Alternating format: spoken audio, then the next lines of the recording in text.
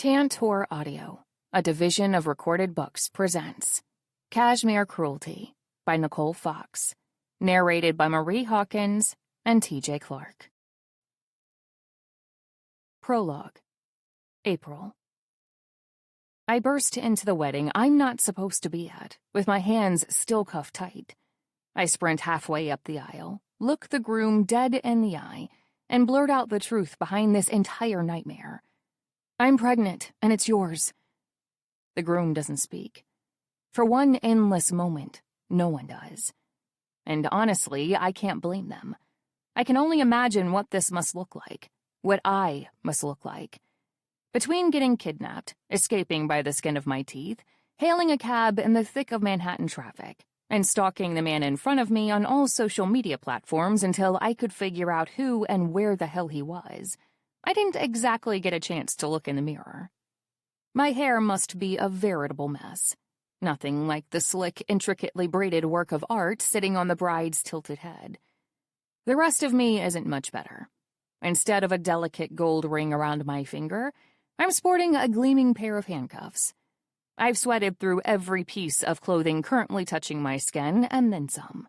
My voice is breathless and strained, though in my defense, it's been a good few months since I last hit the gym. 9 months, to be exact. Which leads me to the most glaringly wrong aspect of my appearance. A humongous pregnant belly, jutting under my ruined maternity dress like it's trying to make contact with the man responsible for it. The man who's now staring at me like I just ruined the biggest day of his life. Which, to be fair, I did. The silence breaks. The guests start whispering to each other. The whispers quickly grow into a tidal wave of confused static, louder and louder, worse and worse. I force myself not to glance around the room. Why bother? I saw enough the second I entered. Tall, broad men in black suits and mysterious gun-shaped bulges under their jackets that tell me how unhappy they are to see me. A few hostile-looking women in cocktail dresses that could easily hide a knife sheath, and openly armed, scowling bodyguards at every door. If the man who walked into my shop all those months ago wasn't just a few steps away from me, standing next to the most beautiful blushing bride I'd ever seen, I'd suspect I crashed the wrong event entirely. The yearly shaved gorilla get-together. Or maybe a Mafia meeting. Regrettably, one of those might be true. I keep my eyes fixed on the groom. It's my one lifeline, my one hope, getting this man to listen. This dark, dangerous man who's looking like he wants nothing more than to summon lightning out of the sky and smite me into a plume of smoke. But I don't have a choice. I'm aware I just pulled the trigger on a suicide mission, something I can never come back from. But this desperate move, this Hail Mary of mine, is the last play I've got left. If I'd known all those months ago that giving in to temptation with this man would paint a target on my back for the rest of my life, I'd have thought twice. Maybe. Or at least I hope I would have. That those magnetic cerulean eyes wouldn't have made me sign my own death warrant willingly. I can't know that now, but I know one thing. I never intended for him to find out about this baby. For 9 months, I kept it a secret, hid it from everyone but my closest friends, because a part of me knew, must have known, that Matvey Groza was not a good man, not the kind of man you'd tie yourself to for the rest of your life. Certainly not the kind you'd tie your child's life to. But now, with this man's enemies after me and the precious cargo I'm carrying, my hands are tied, literally. I'm pregnant, I repeat, running my palms over my belly and the child growing inside. As I speak, only that one thought presses against the walls of my skull, begging to be let out like a scream. As chaos begins to erupt around me, the crowd's whispers rising to shouts, only one thought crosses my mind. And it's yours. How the hell did I let this happen? Chapter 1. April. 9 months earlier. Third Chance Tailor Shop, how can I help you? Holding the phone between my cheek and shoulder, I sweep through the racks, tidying up the approximately 1 million items of clothing Mrs. Kurt left lying around during her fitting.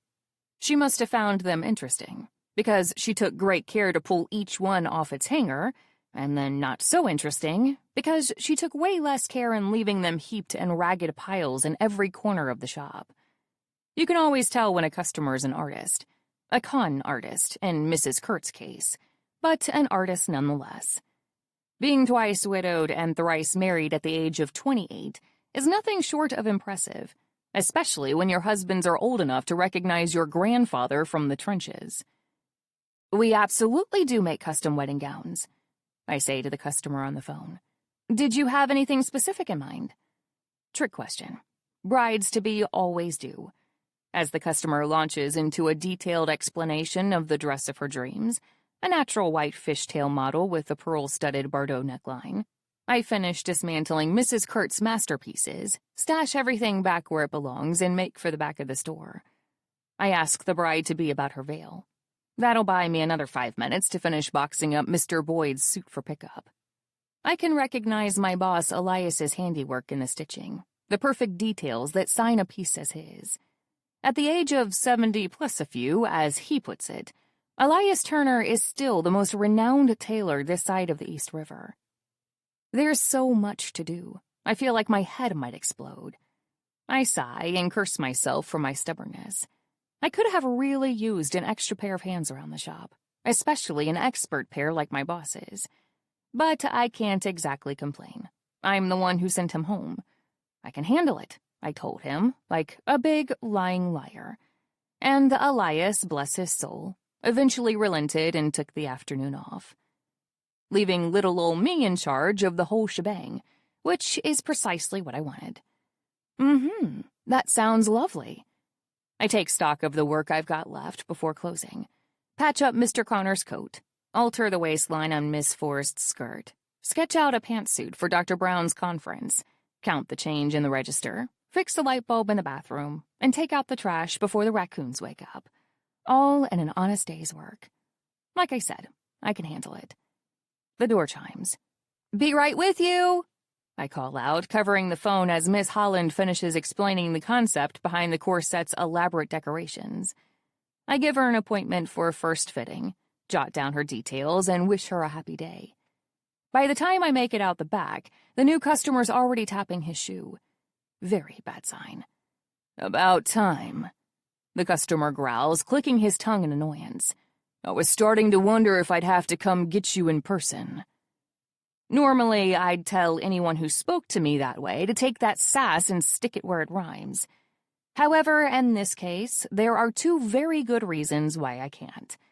The first is that I'm at work.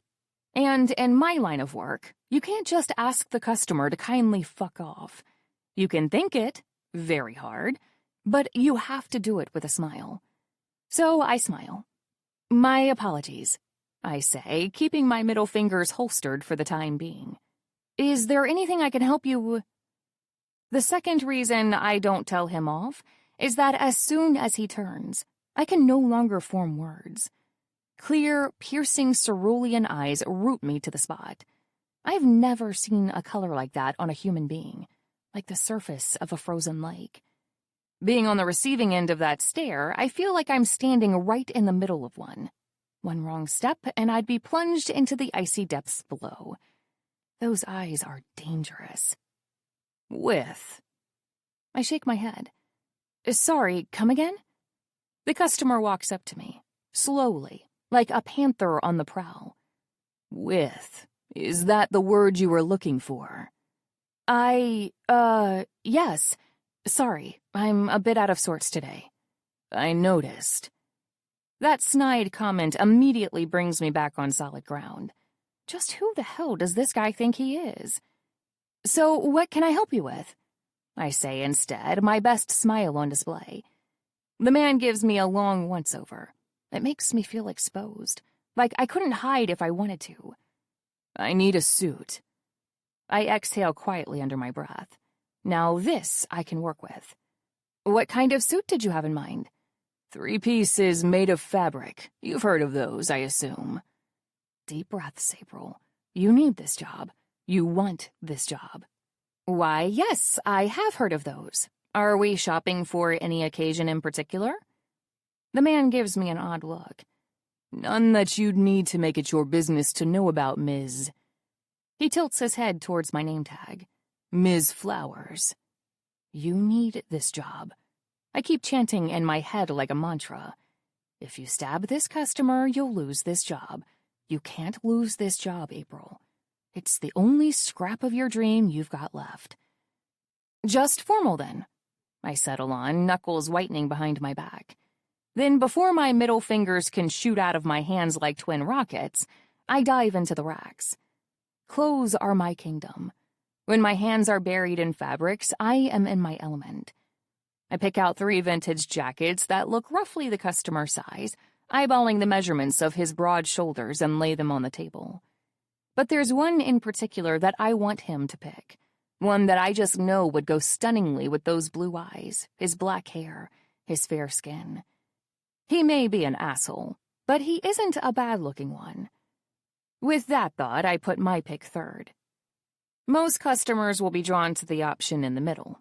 Put a cheap jacket first, a wildly expensive one third, and the costly but fairly priced vintage one in the middle. Whenever I want to find an old-timey piece, a good home, that's how I do it. Most of the time, it works like a charm. Sometimes, however, a customer will walk in and just smell like money. While we were talking, while he was insulting me and I was trying to remind myself of all the good reasons not to end up in jail at 24, I sized him up just as much as he sized me up. I was just more discreet about it. I know, for example, that his current suit is Hugo Boss, that his watch is the brand new Rolex they've been advertising nonstop in Times Square, and that his cologne is Dior.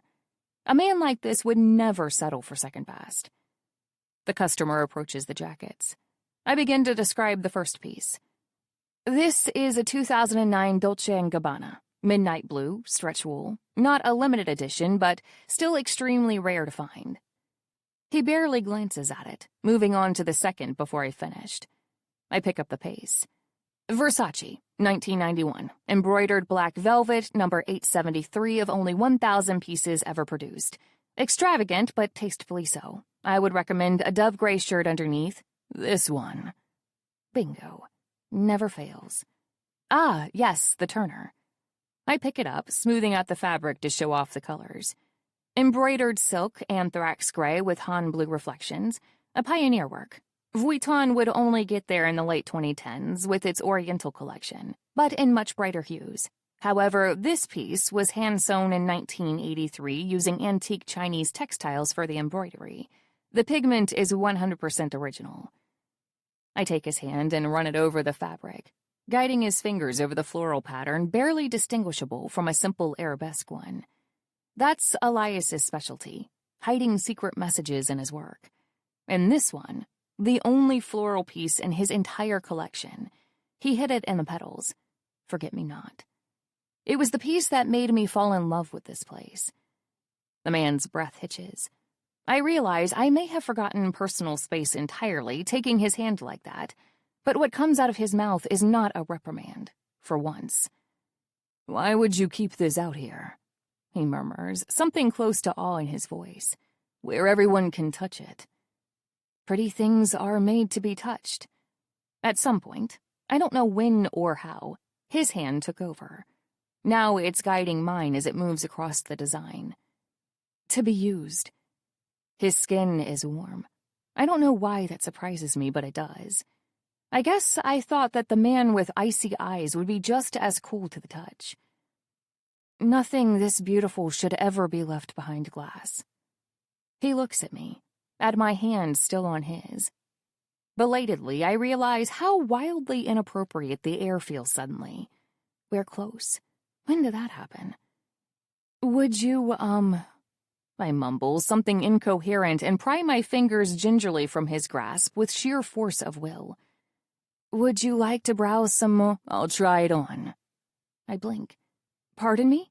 I said I'll try it on. His gaze on me is even, steady. But there's an undercurrent of impatience in his voice that I don't want to test. Lead the way. And God help me, I do. Chapter 2. April. Update. The jacket looks amazing. I watch it shine under the changing room's lights, the embroidery perfectly matched to the blue of my customer's eyes, and I feel a tingly burst of pride. I'm this close to pumping my fist in the air, but I restrain myself. The man has a glare that could melt steel, and I'd love to not feel that heat again quite yet. Instead, I keep it professional. So, what do we think? It's a bit loose, the man comments, scrunching up his face in distaste.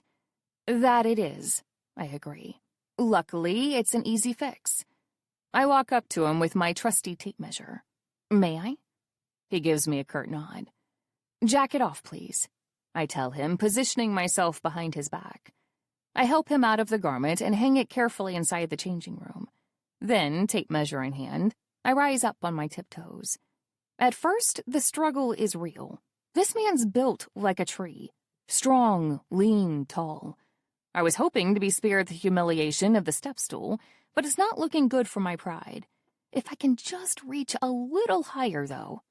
Should I hunch? The man drawls, making me jump. Damn it. I keep forgetting about the stupid mirror. Has he been watching me struggle all this time? No need, I reply, straining on my tiptoes like a ballerina. I can feel the heat radiating off his body. It definitely isn't helping me sweat any less. I'm glad his back's broad enough to dwarf me completely. Between the freckles and how red my face must be, I probably look like a strawberry right now. There, I say with relief. Done. Where's the rest? The rest? It takes me a moment to grasp what he means. Of the suit? Yes. The man replies, that familiar impatience ringing out again. Unless you were planning to send me out there in nothing but the jacket. I hastily delete that particular mental image. Not because it's unpleasant. Far from it, actually. That's the problem. I won't be that tailor. I won't ogle my customers, no matter how handsome or ripped or so. Right, the rest. The jacket's a unique piece, I explain with a gulp. We can have matching trousers and waistcoat made on a custom order. The jacket's our very own Mr. Turner's work, so the integration will be seamless. It's easy to lose myself in work. If nothing else, it's a welcome distraction from the man's gaze. We'll take the rest of your measurements and schedule a fitting to make sure everything's the perfect size. The man says. And for a while, that's all he says. It strikes me suddenly how alone we are. The building is hushed, like only quiet tailors' shops can be. The windows are far on the other side of the room. There'd be no one here to watch if I knelt down from the step stool and... Well then, he demands eventually, making me blink in confusion. Pardon me? He doesn't even try to hide the eye roll. Asshole. Aren't you going to measure me? Oh, that's... I swallow hard. We can put you on the calendar for sure. It's just that Mr. Turner has already gone home for the day, so... You do it. I'd really, really rather not. Wrong answer. I'm a busy man, Ms. Flowers. The man snaps, not bothering to disguise his annoyance. Either we get this done quickly, or we won't be getting it done at all. Am I making myself clear? For one moment, I reconsider prison. Then I reconsider it again. I put my best smile back on and stuff my hands in my pockets. Certainly, sir. Let me just get my notebook. I hurry out of the changing room, counting down from 10 in the process. What a huge, insufferable, selfish...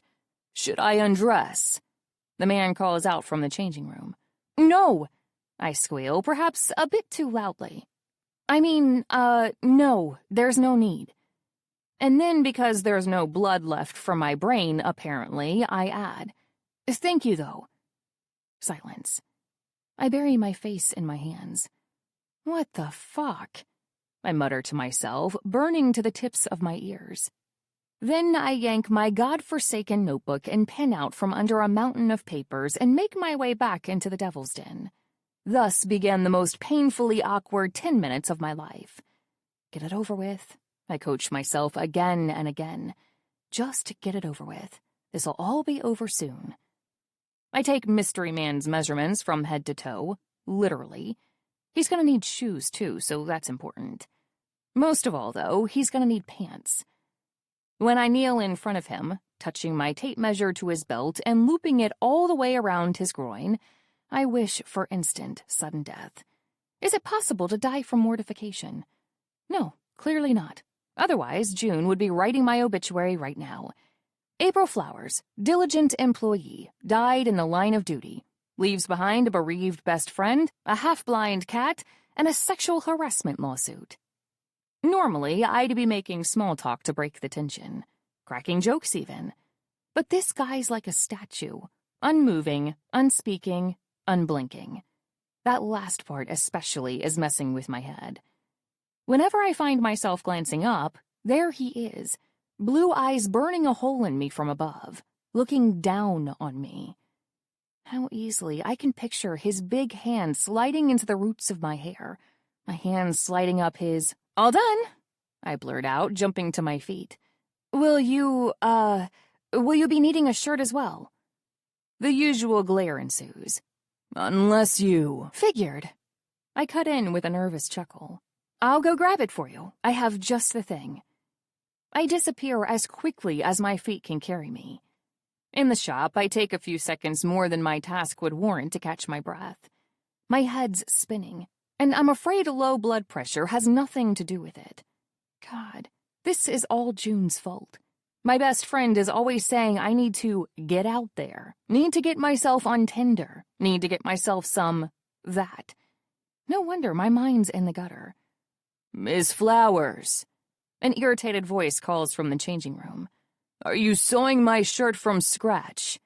"Coming," I call back, instantly cringing from the word choice.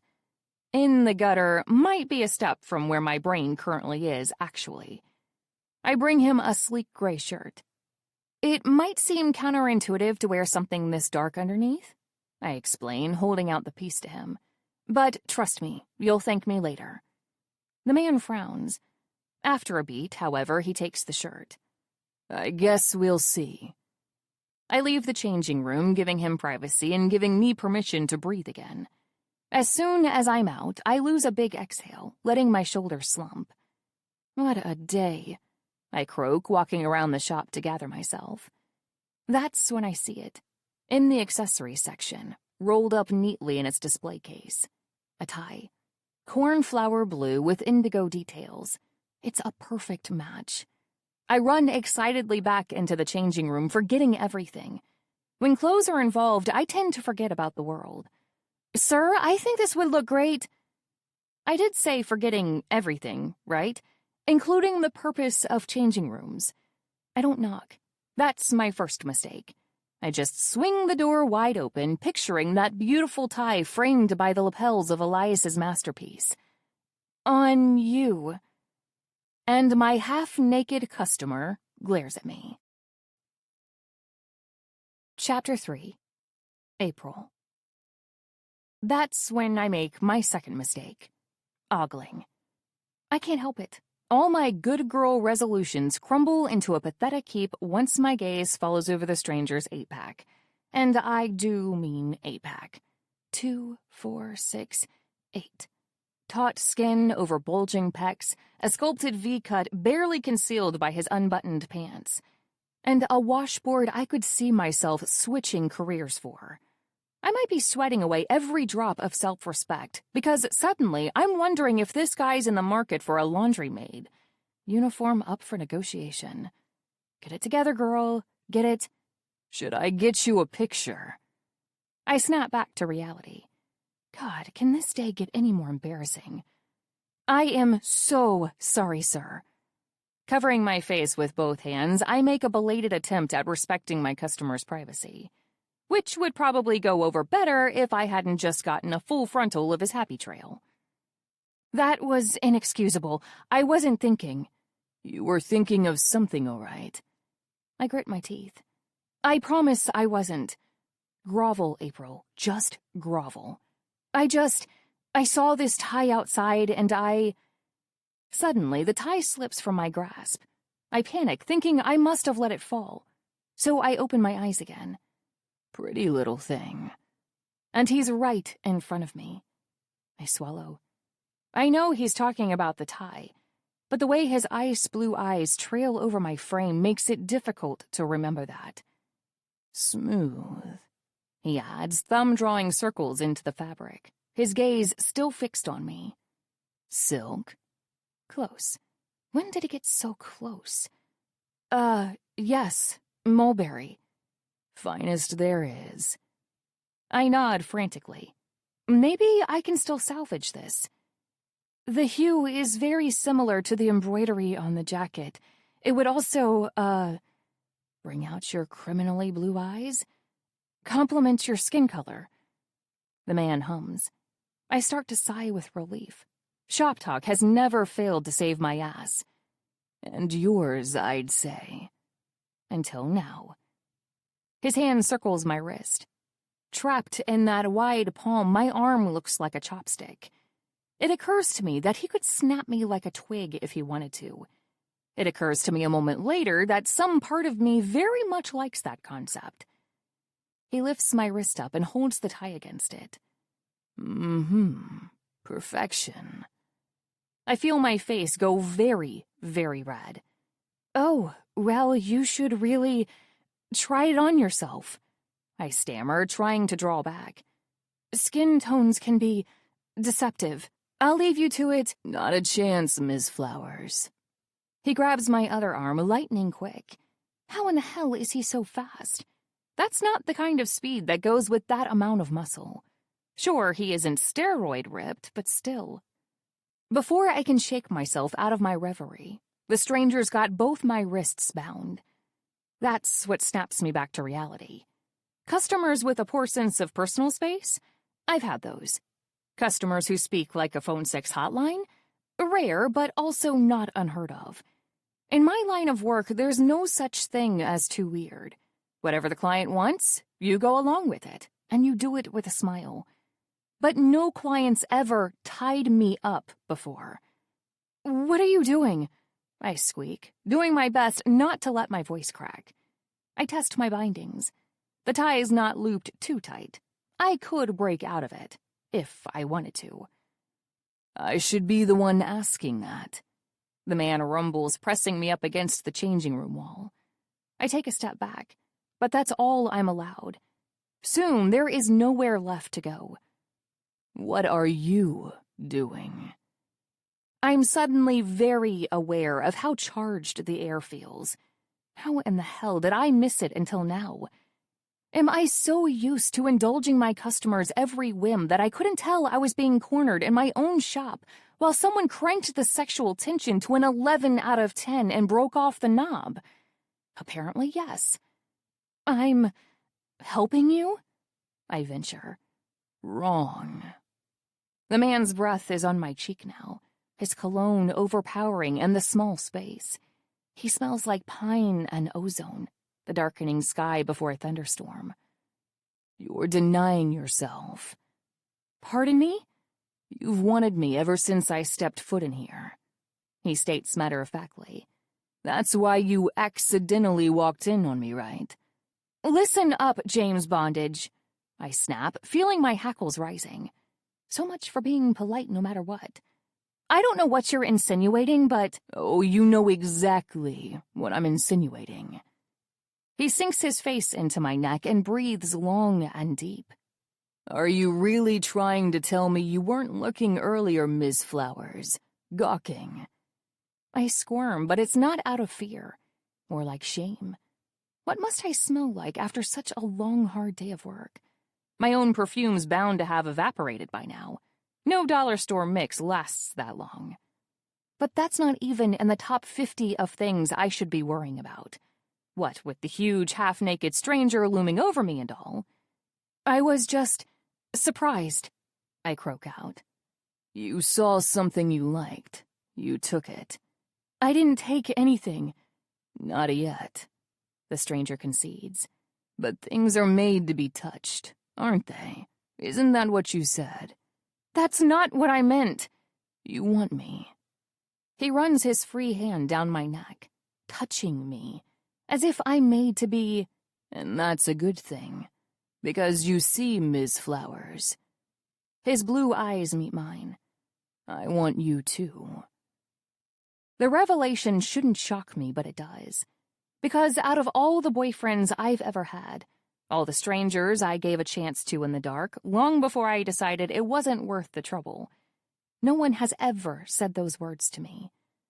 And then, as if wanting to prove it, the stranger closes the last of the space between us.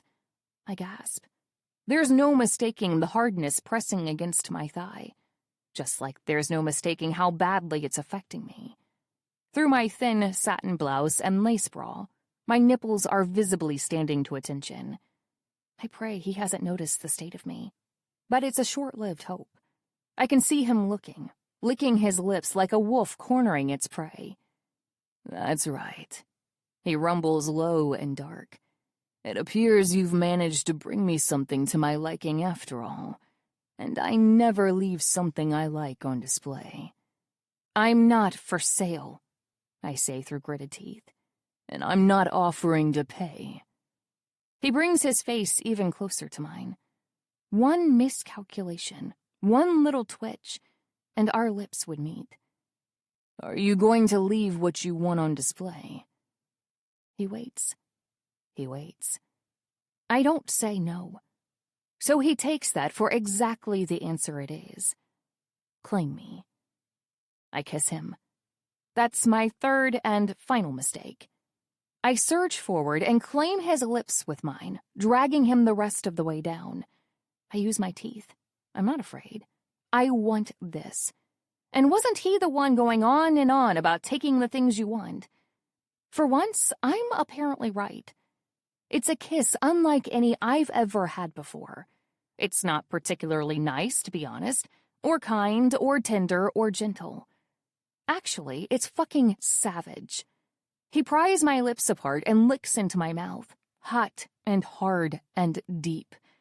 If there was any doubt left on whether this man was truly made of ice, this kiss melts it all the way away. Under the surface, fire smolders. His hands are on me in seconds. I can feel his rough palms mapping out my body, the curves and dips of my breasts, of my hips. My buttons don't stand a chance. They go flying everywhere. You're lucky, I blurt between kisses, that I have a spare uniform. In response, the man chuckles in that dark way of his. Then he yanks my head back and turns my neck into a battleground. My hands itch to touch back, to give just as good as I'm getting. But as if reading my mind, the man yanks on the tie, securing the knot all the way. Not so fast, Kalina. He loops the tie's tail to the free coat hook above my head, pulling twice to ensure it won't come loose. I'm not done with my purchase yet. God help me, I moan. I'm so used to being the one in control, the one who has to be in control.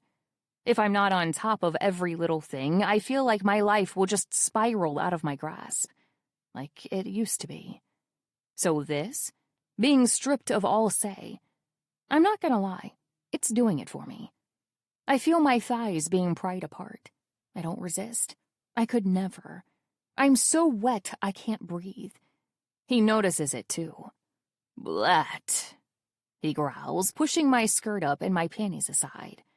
I have no idea what that word means, but right now, I can't say I care. All I care about is his fingers, rough and wonderful, pushing up just right. Oh, God. He starts with one. It's not enough. More, I whine, squirming against the restraints, trying to hook my leg around his half-naked hip, because if I don't get more skin-on-skin contact right this fucking second, I think I might die. In the crook of my neck, the stranger groans. Fucking hell, Kalina. You want me that bad? Yes, I breathe. I'm too far gone for lies. It's so hot to say it, to admit it out loud. No one's ever asked me what I wanted before. I don't know if that makes me pathetic or unlucky, but either way, I couldn't care less. Right now, I make my own luck. Another curse this time, shy of my ear. Damn. 2 fingers are pumping in and out of me now. It's still nowhere near enough. Like me that much, huh? Fuck no, I moan. I hate you. Yeah, you're the worst customer I've ever had. That makes him laugh. Well then, I'd better fix that. The second I hear his fly being unzipped, my eyes dart downwards. For one moment, I wonder if I'm seeing things. Because there's no way, right? There's no way anyone can be this big. Having second thoughts, he taunts. I glare at him and jut out my chin proudly. Never. With a single drive of my hips, I wrap my legs fully around him. I revel in the shocked look on his face. But it's his own damn fault. If he didn't want me to move, he should have bound my ankles too. How about you? I breathe, pulling him closer. 'Cause if you're too chicken, door's right there. His face splits into a rare grin. You asked for this, Miss Flowers. Don't go sending me a complaint in the morning. That depends entirely on you. I can see the spark of a challenge in his eyes. The second he takes it, I know. So be it. True to his word, he doesn't give me another minute. Before I can take a single breath, he's spreading my thighs wide, holding me up by the back of my knees. I cling to his waist with my lower body, suddenly terrified I might fall. But he doesn't let me fall. He doesn't let me do anything at all. He grabs and he pushes, and in one smooth thrust, he's inside me. I can feel him. I can feel every inch of him driving into me with torturous slowness. He can't afford anything less. One wrong move, and he might literally split me in half. The thought turns me on in all the wrong ways. Harder, I beg, canting my hips against his. Blat, he groans again, that word that might mean fuck you or fuck me, maybe just the first half of both. So fucking tight. He starts thrusting inside me, pulling out all the way before grinding back in, setting all my nerve endings on fire. His spare hand is playing with my clit, sending sparks skittering down my back with every touch. I can't find the voice to moan. It all feels too damn good. The stretch, the burn, everything. Harder! Careful, Kalina. I said fuck me harder! I cry out, inhibitions forgotten. With a savage drive of his hips, the stranger pins me to the wall and stays there. God damn him! I cry out. I don't know what secret button inside of me he hit, but I need him to do it again. Immediately. Repeatedly. But he stays ground to a complete halt. You don't make the rules here, little flower, the man growls. I do. So from now on, if you want something, you'll learn to ask nicely. I could sob right now. What kind of monster could give someone all that pleasure only to take it away? Please. I said nicely. I arch off the wall. Please, sir.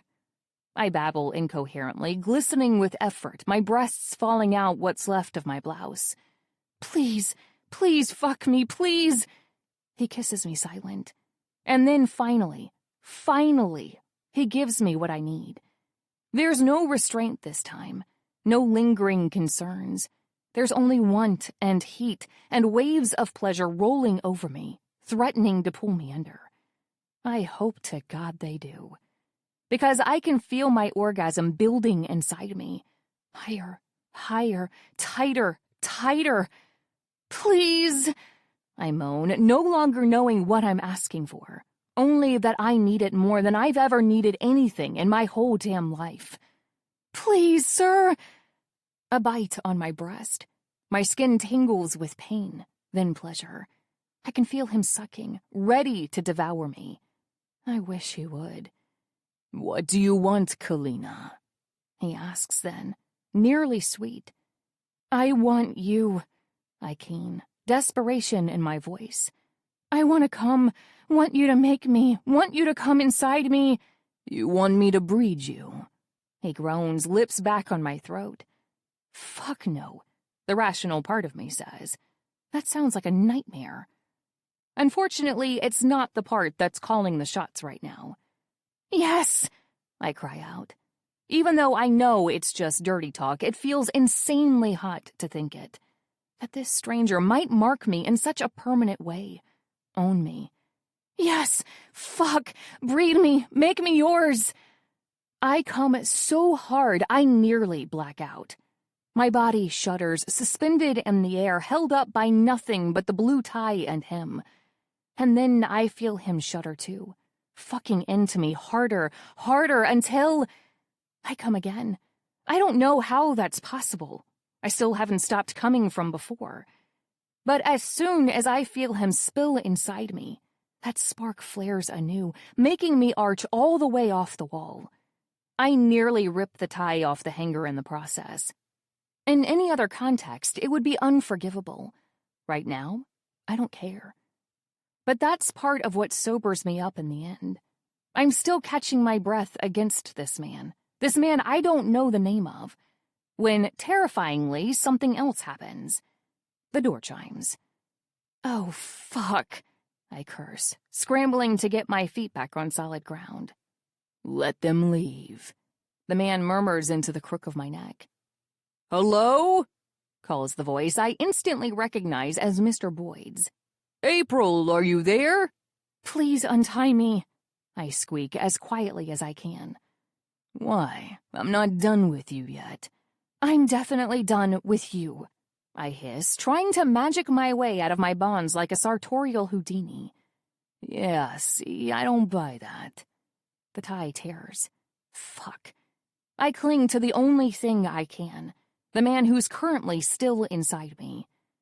I can order a new one of those, I squeak, slipping back into customer service mode. You'd better. I quite liked it. Then, out of the blue, I feel his fingers pulling something out of my hair. My ponytail comes loose, curls all over the place. Great. In the meantime, I think I'll take this, he says, dangling my hair ribbon in front of me. Cornflower blue, just like the ruined tie. As insurance. April? Elias? Anyone? I start squirming and thrashing and whimpering, and finally, the man takes the hint, letting me down with a grimace. Fine. Be that way if you choose. I absolutely will be that way. I growl back, rushing to put myself back together.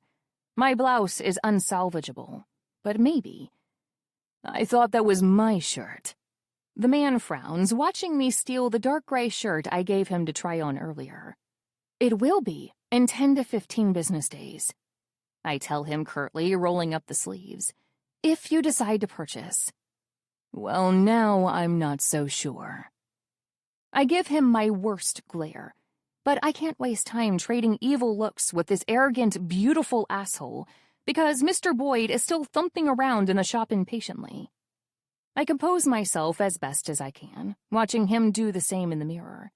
There's a ripple of muscle across his chest, his arms, as he briskly slips on the clothes he came in with. I force myself to tear my gaze away. Then, without turning back, I start to head out. Somehow, he beats me to the door. Here. He hands me a business card. Contact info's on the back. Address, too, for delivery. Frowning, I read over the card. Matvey Groza, CEO. See you at the final fitting. Mr. Groza drawls, pocketing my hair ribbon. Then, unexpectedly, he picks up my hand and kisses it. Ms. Flowers. And then, as if nothing happened, he walks. I hear Mr. Boyd outside going, Oh!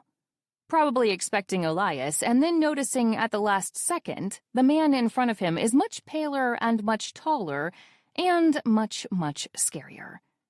The door chimes, and just like that, he's gone. With one last look in the mirror, I head out, calling out a thank you to Mr. Boyd for his patience. Matvey Groza. Whoever he is, I can tell he's trouble. It's better this way. Really. I've got no desire to ever see him again. Or at least that's what I tell myself. And then, 1 month later, The universe holds up both middle fingers to me, in the form of 2 pink lines on a pregnancy test. Chapter 4. April. Well, the doctor says, taking off the stethoscope, everything seems to be in order. Baby's still oblique, but close enough to cephalic that we can expect it to turn. No signs of fetal distress either. I let out a breath I didn't know I was holding. Everything's fine then? I ask, feeling stupid for not speaking doctorese.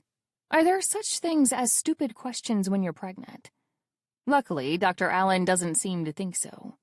Yes, she replies, a small smile on her face. Almost too fine, to be honest.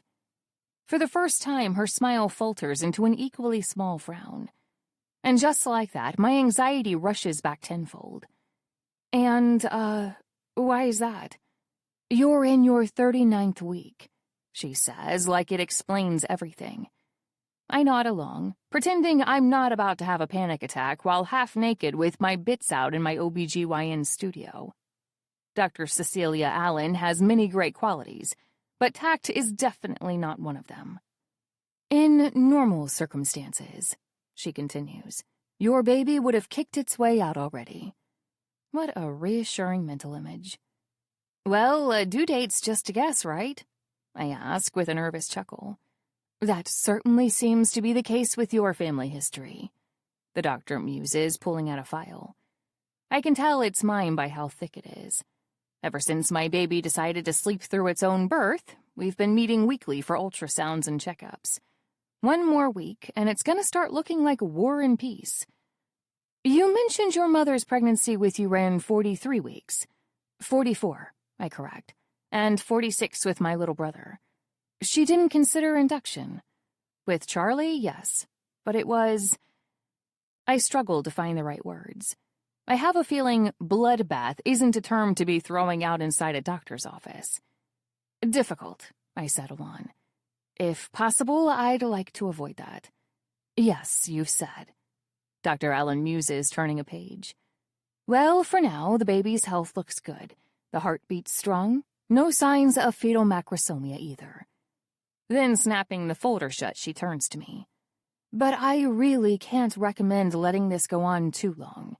As your physician, it's my job to look after your baby's health. And yours, too. She adds, squeezing my shoulder warmly. I know.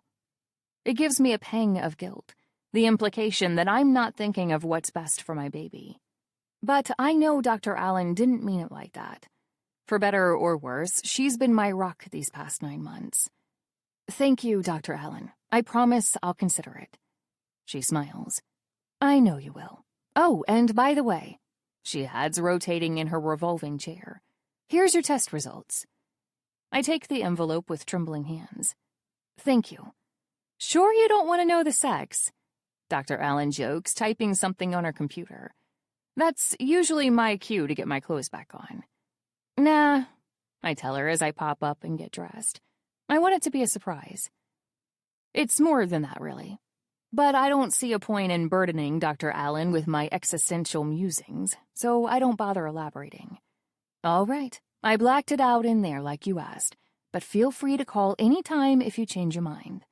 Will do, I promise, rising to my feet. Thank you again.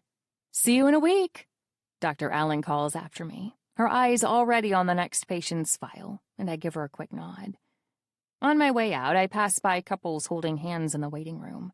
Partners supporting partners, come what may. I squeeze the envelope between my hands, walking out alone. Once outside, I take a deep breath. Looks like you're pretty comfortable in there, huh, Nugget? I run my hand over my watermelon-sized belly. One wrong wardrobe choice, and I'd have people knocking on it at the grocery store to check for ripeness. Nugget doesn't reply. It rarely ever does. Even then, it's mostly in Morse code. Don't worry, I won't force you to come out here. Not until you're ready. Guilt pricks at me again. I know why I'm doing this, but it doesn't help me one bit. When the second-guessing marathons start, I'm the undefeated champion. To distract myself, I rip the envelope open. I'm pretty much trading guilt with guilt, but who's keeping score? I take the papers out. The amniocentesis sheet's got all kinds of data on it. Numbers Dr. Allen already explained to me over the phone.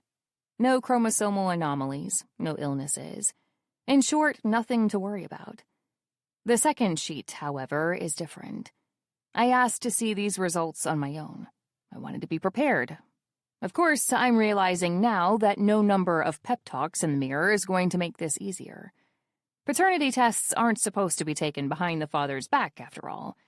In my defense, I didn't have much of a choice.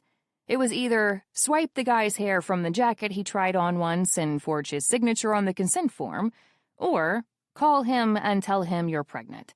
And I sure as hell wasn't going to pick the option behind door number 2. Not unless someone held me at gunpoint.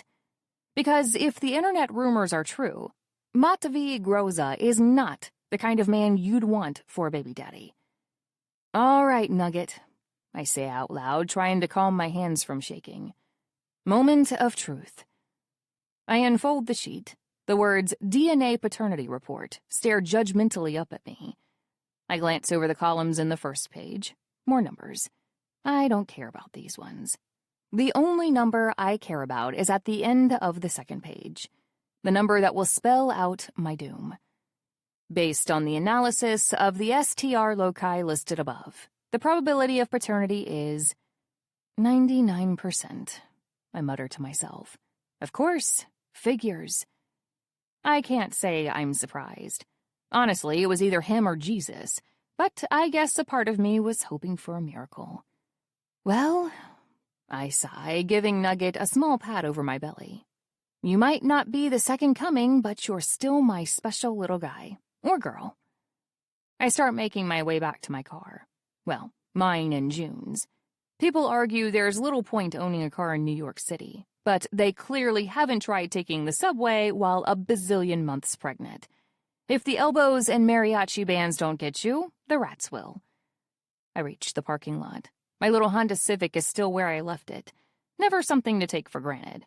But significantly snugger, I note, courtesy of the big black van parked right next to it. You've got to be kidding me. I squeeze myself into the narrow passage, trying to suck in my belly and failing. Because, newsflash, you can't suck in your uterus. Not that whoever parked here seems to care. Certainly, sir. Right next to the pink stripes, sir. What could possibly go wrong? I've got half a mind to key the fucker.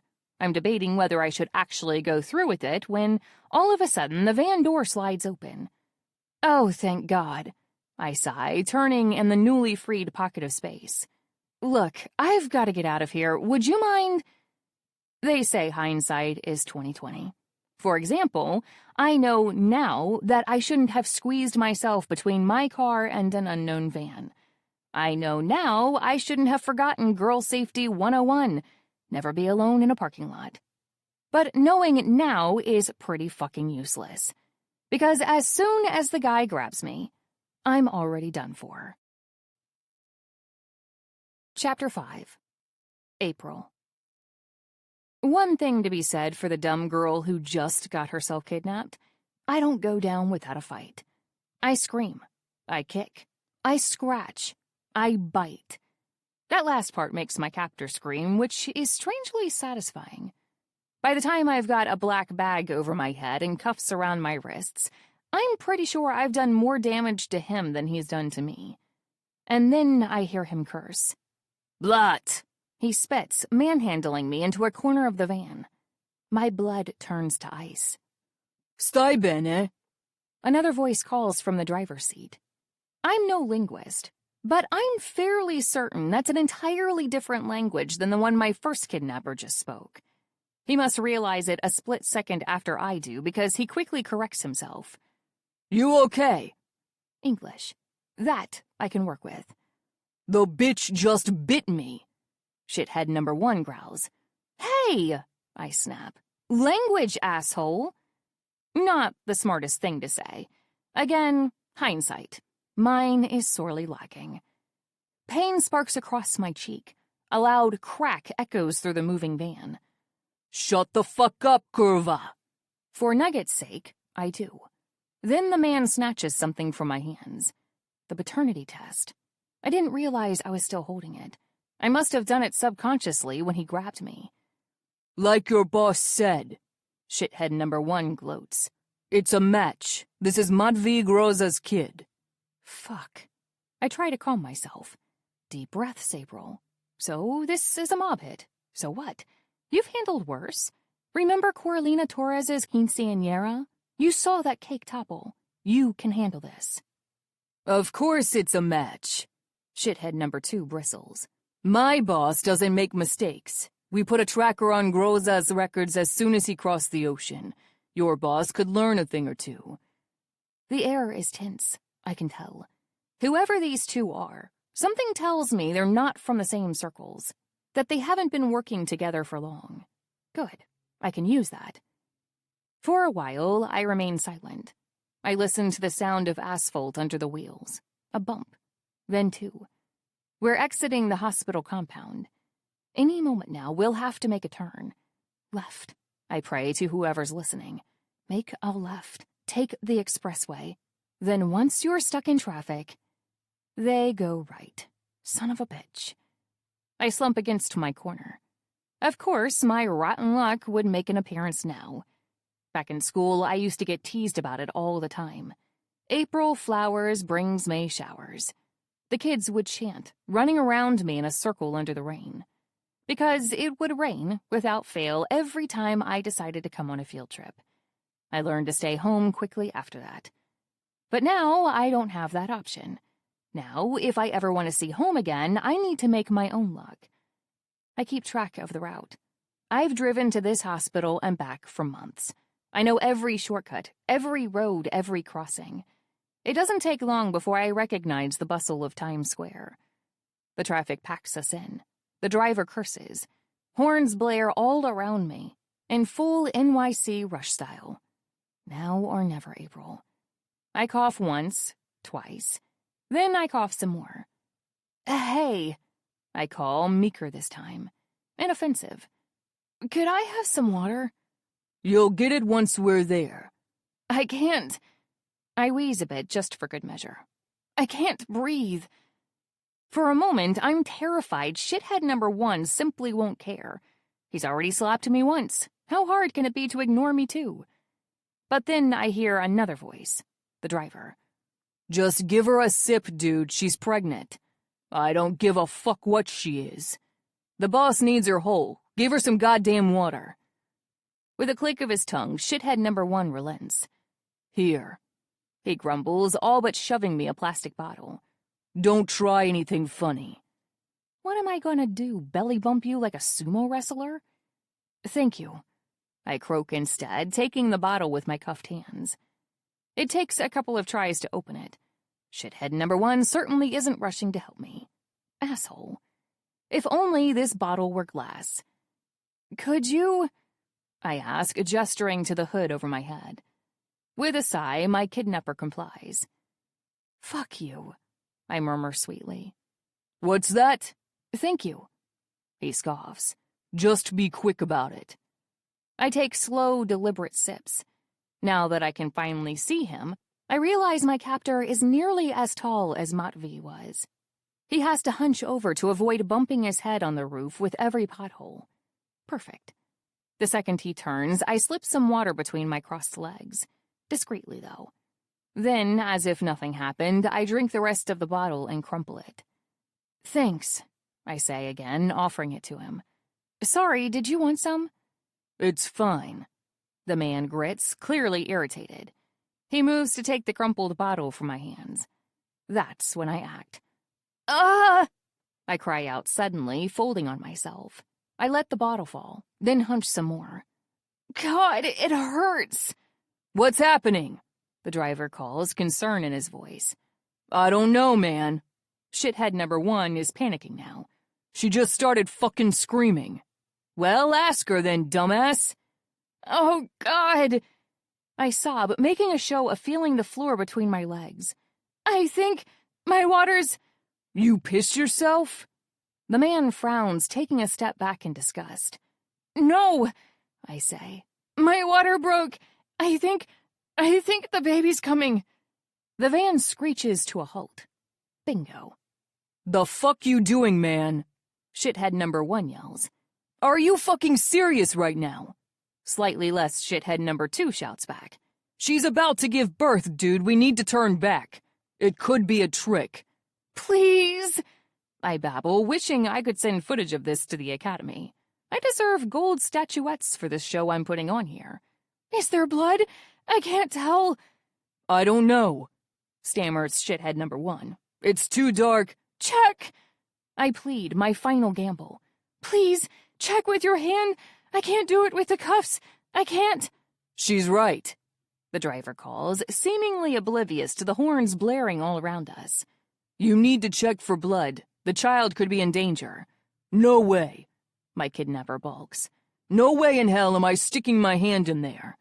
Then let me, I beg, inwardly cheering. Blut! He spits again, fumbling with a set of keys. It's weird how different it sounds in this context. So unlike the way he'd said it. The second he leans over to unlock my cuffs, I act. Pretending to spread my legs in a panic, I kick out. My kitten heel connects with the man's ankle. Hunched over like he is, he goes tumbling down like a tripped giraffe.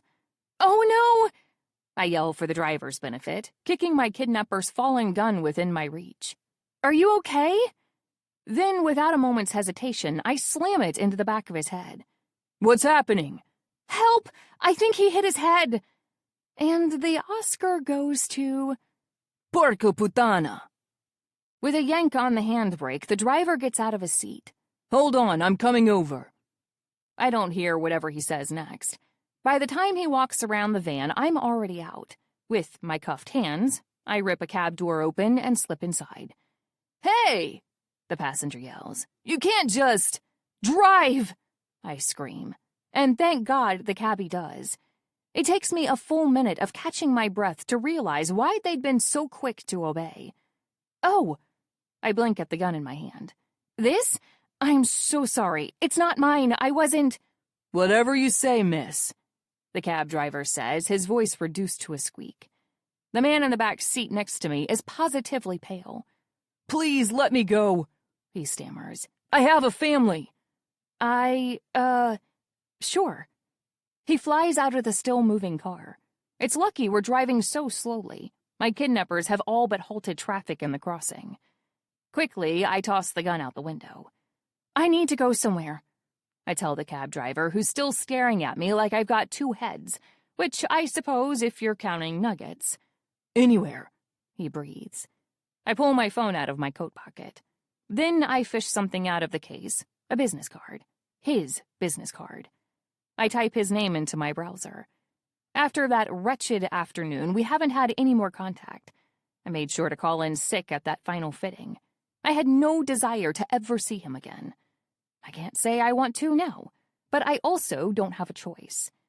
The man is a social media ghost. For a moment, despair takes hold of me. Maybe I could have the cab drive to the address on the back of the card. Maybe. Then I find it. A single picture posted by the account of the most beautiful woman I've ever seen. Her blonde hair is made up in a long tress, her clothes impeccable. Next to her, Matvey Groza stares impassively at the camera, looking as if he just ate a lemon. And then on the woman's finger, a diamond ring. Caption: I said yes. Save the date. January 15th, Jupiter Hotel in Manhattan. Ceremony on the terrace at 12. I check the time. 11:48. Here, I tell the cab driver, giving him my phone. Please take me here, fast. As the driver takes my word for it, speeding through traffic like I still hold a gun to his head, again, my bad. Only one thought haunts my mind. I'm about to crash a mob wedding. Chapter 6. Matvey. The suit's a perfect fit. Of course, I knew that already. I made the trek back to that little shop specifically to make sure of it. But she wasn't there. I adjust my tie in the mirror. The sensation of silk on my fingertips brings back memories. It's been nearly a year, but my mind still likes to go there sometimes. That changing room, that scent, her. I pull something out of my pocket, a ribbon, long and sleek, the same color as my tie. A little souvenir I've kept with me since then. If I hold it close, I can still smell her perfume. I shake my head and huff. Is this what Grisha was warning me about? Pre-wedding jitters? Nonsense. I'm Matvey Groza, the head of the most powerful Bratva in New York City. I don't get nervous.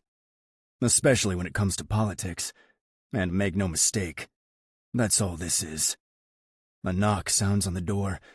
I turn my head and call, "Come in." A whistle follows in lieu of a greeting. Wow, look at that. Trying to upstage the bride? I roll my eyes at her. If you were afraid of that, you should have picked a better tailor. I can introduce you if you'd like. It's my best attempt at a joke, even though the mere thought of sharing makes blood rise to my head. What are you doing here? Don't you know it's bad luck for the groom to see the bride before the wedding? My blushing bride doesn't blink, nor does she blush. The day Petra Solovyova gets flustered because of a man, hell will freeze twice over. She glides to me instead, dressed in white from head to toe. Her fairy tale gown shimmers with every step, catching the light like the diamond-studded hilt of a dagger. Regardless of her jokes, I don't think anybody could upstage her today. Not that they'd be dumb enough to try. Luck doesn't concern us anymore, Petra declares, wrapping her arms around me from behind. I try not to flinch at the contact. If we're going to sell this, we both need to look like we can stand each other's presence. Her gray eyes meet mine in the mirror. Starting today, nothing will stand in our way. Not luck, not fate, not anyone. She fixes my tie as she talks, and it takes every ounce of my willpower to stop from slapping her hands away. Don't touch what she touched. It's not meant for you. Her diamond ring glitters on her hand. Somehow she makes that look like a weapon, too. I finally shake her off. You sound awfully confident. As should you, Petra shrugs. We're here, Matvey. We made it. You don't have to keep waiting for the other shoe to drop. She's right, in theory. But old habits are hard to break. Until we say I do, I'm not leaving anything to chance. Soon, she murmurs, drawing close again. All of our dreams will come true. You'll be Pakan of the strongest Bratva on the East Coast. The combined power of the Groza and Solovyov families at your beck and call. And I. And you'll be Vor, I complete for her, just like your daddy never wanted. A feral grin splits her face in the mirror. Petra. Ever since we crossed paths 2 years ago, I knew right away I'd finally met my match. Not in strength or cunning, but hunger. That's what being Bratva is all about. Not how much money you can be buried with, or how many cops you've got in your pocket, or how many skyscrapers you can slap your name on. That's the American dream. It was never ours. A Bratva is made for one thing: to rule. Coming here makes it easy to forget that simple truth. I never did, though. Even as my Vori, my generals, let themselves grow complacent in the lap of luxury, I kept striving for more. To accomplish that, I need numbers. Numbers that Petra can provide. Numbers her father can provide, to be more specific. Vladimir may have crossed an ocean to make his fortune here, but his heart never left the old Russia. He wanted a husband for his daughter. I wanted the soldiers he'd offer up as dowry. And Petra had goals of her own. She wanted more than to be a pretty thing on someone's arm. I was happy to indulge her. I'm not Vladimir after all. I don't give a shit what's between someone's legs. I care only how they can contribute to my cause. And if someone brings me an army, man or woman, they have earned a place in my ranks. Now if only she would quit touching me. Won't you let me kiss you? She blurts suddenly. Her fingers stroke the line of my jaw. I push her hand aside. You can kiss me at the altar. And after? She presses, all but hanging on my tie. I do my best to smother my irritation. The worst thing I can do is give Petra the satisfaction of seeing me snap. That's what she lives for, getting a rise out of people. I don't get it, you know? She muses when I don't answer. It's not like I'm ugly. Aren't you curious what it would be like? Just once? I've wondered the same thing. By all accounts, I should find Petra beautiful. In an objective way. I guess I do. She looks like a statue, sculpted out of marble. Perfect in every proportion. And just as cold and sharp. Why are you even asking? I counter. We both know you don't like me either. Her face tells me I'm right on the money. Maybe the same reason goes for both of us. We're too alike. Two alphas, gunning for the top. She'd never yield to anybody. And as for me, I prefer women who will yield. Warm, pliable, mine for the taking. Just like... Fine, she pouts, whirling away. You're no fun to play with anyway. I'm not made to be played with, I snarl, with a sudden lash of violence that takes even me by surprise. So don't try. Then my gaze falls to my watch. You should get back to your suite, I advise. We wouldn't want your father thinking you're up to something improper. Yes, moi pakan. Petra teases, hands up in a mocking gesture of innocence. God forbid, right? I watch her retreat back in the mirror, her hips swaying with every step. Alpha or not, I should at least be tempted. So why aren't I? Without thinking, my hand goes back to my pocket, where the ribbon rests. I blame the fabric. Smooth, soft to the touch. Ideal for discharging my kinetic energy. With my mind always running calculations a mile a minute, it's a welcome reprieve, a purely physical thing. It has nothing to do with the woman who wore it. There you are! I turned to the door, following the sound of Grisha's voice. I was starting to think we had a runaway bride on our hands. Petra answers with a coquettish laugh. Oh, I would never. Just making sure my husband doesn't get cold feet. I'm not your husband yet. See? She jokes to Grisha. Can't leave this one alone, I'm telling you. I'll make sure he's well looked after, Grisha replies, good-humoredly, holding out a hand. Now come, moja princesa. Petra lets herself be led out. My ever-gallant subordinate throws me a wink over his shoulder. I roll my eyes. Bit insulting, don't you think? Another voice comments snidely from the doorway. Yuri. Petra's a trusted ally. She wouldn't betray us. I know that, Yorochka, Grisha replies amiably. Just like I know you wouldn't recognize a joke if it bit that dainty little nose of yours. Get your hands off! My brother starts, voice turning nasal mid-sentence. Boys! I bark, my patience running thin. Quit stealing each other's noses and get the fuck to work! Otherwise I'll shoot them both off! My second and third in command obediently break it up. Unbelievable, Yuri mutters under his breath.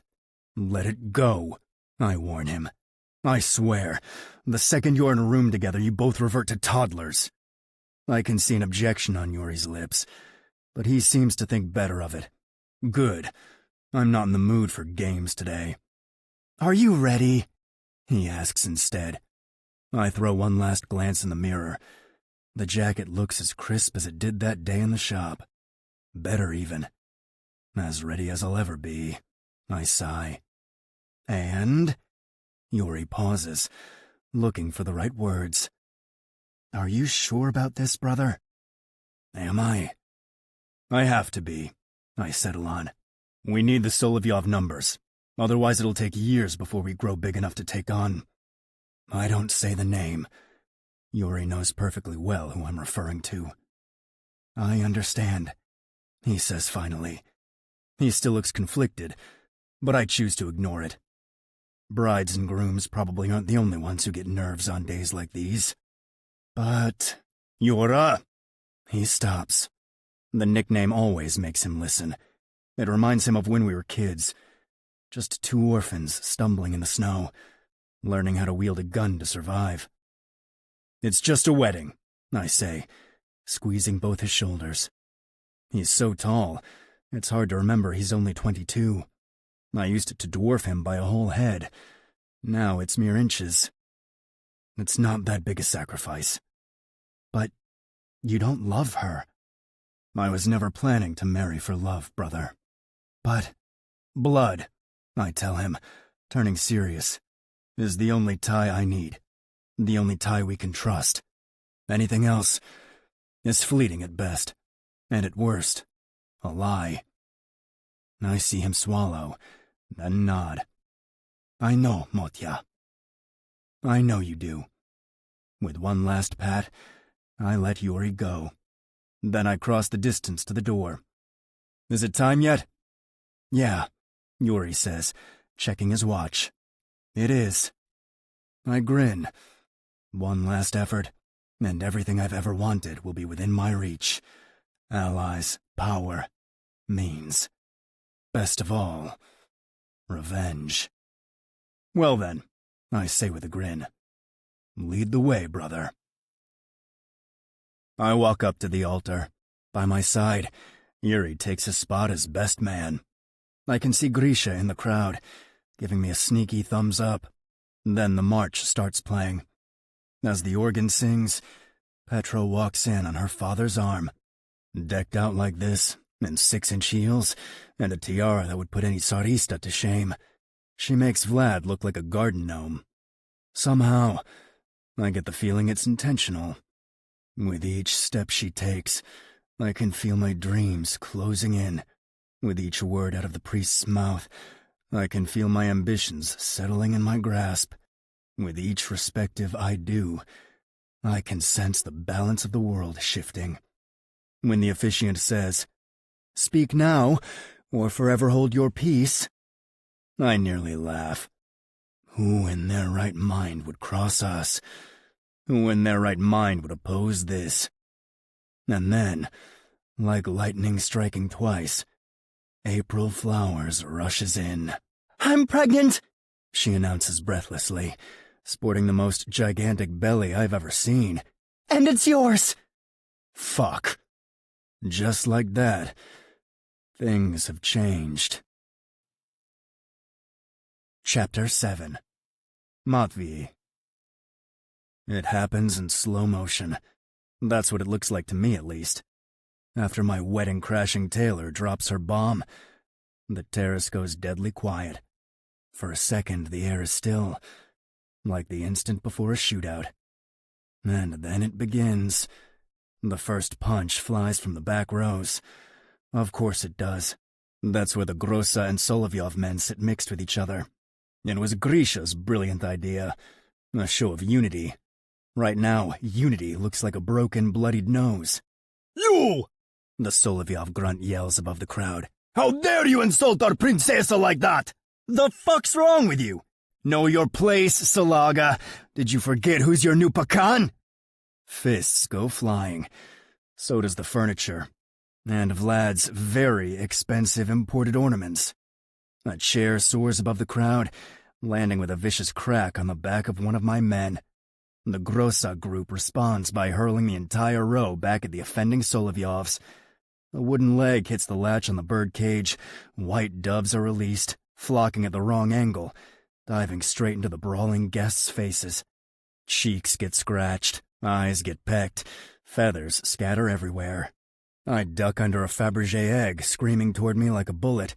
It misses my head by a hair, and buries itself in the 6-tier wedding cake, resting at the center of the table. I can hear Petra's horrified gasp as the cake begins to sway, threatening everyone in the vicinity with a Madagascar vanilla bath. Which is probably the finest thing most of these men have ever bathed with, but still, not exactly the use we had in mind. Yuri rushes over to save it, but to no avail. The cake swallows him whole. I turn my eyes to the cause of this whole nightmare, as it explodes in every direction around me. There she is, April Flowers, dodging chairs and plucking feathers out of her hair. "Congratulations, miss!" One of my men has the gall to yell over the chaos, giving the woman a quick bow of respect, as he kicks a Solovyov grunt in the knees. Oh, thank you? Miss Flowers replies, ever so politely. I decide I've had enough of this farce. I take out my gun and shoot. As quickly and violently as it began, the brawl halts. The terrace falls silent. My gun, pointed straight at the sky, smokes. No one is looking anywhere else now. Anywhere but me. April Flowers included. And then a dead dove falls on Petra's white shoes, and my bride screams. Chaos resumes quickly after that. So much for crowd control. This situation is officially beyond saving. "Boss?" Grisha calls, rushing over to me. "We've got a problem!"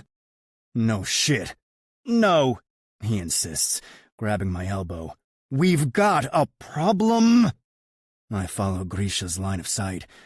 On the other side of the altar, flanked by 2 bodyguards, Vlad the garden gnome is making his way to me. And he doesn't look happy in the least. Blat, I curse, holstering my gun and jumping down the altar. On my way down the nave, I muttered to Grisha, "Get this under control." "I'll do my best, boss." "Don't do your anything. Just get it done." Then I stride towards the source of this, who is now back to dodging chairs and congratulations while skittering around dead birds on the grass. I make up the ground between us in a few swift strides. When I'm close enough, I snarl, "You're coming with me." I don't give her a chance to argue. I don't give her a chance to speak. I just grab her hand, hold tight, and run. Her eyes are huge as she drinks me in. Her throat bobs with a swallow, and I almost bark out a laugh at the ridiculousness of that. She has no problem crashing a 500-person wedding filled with killers and criminals, but she pales now that it's just her and me. She opens her mouth to speak. I'm ready for anything. An apology, an explanation, an extortion demand.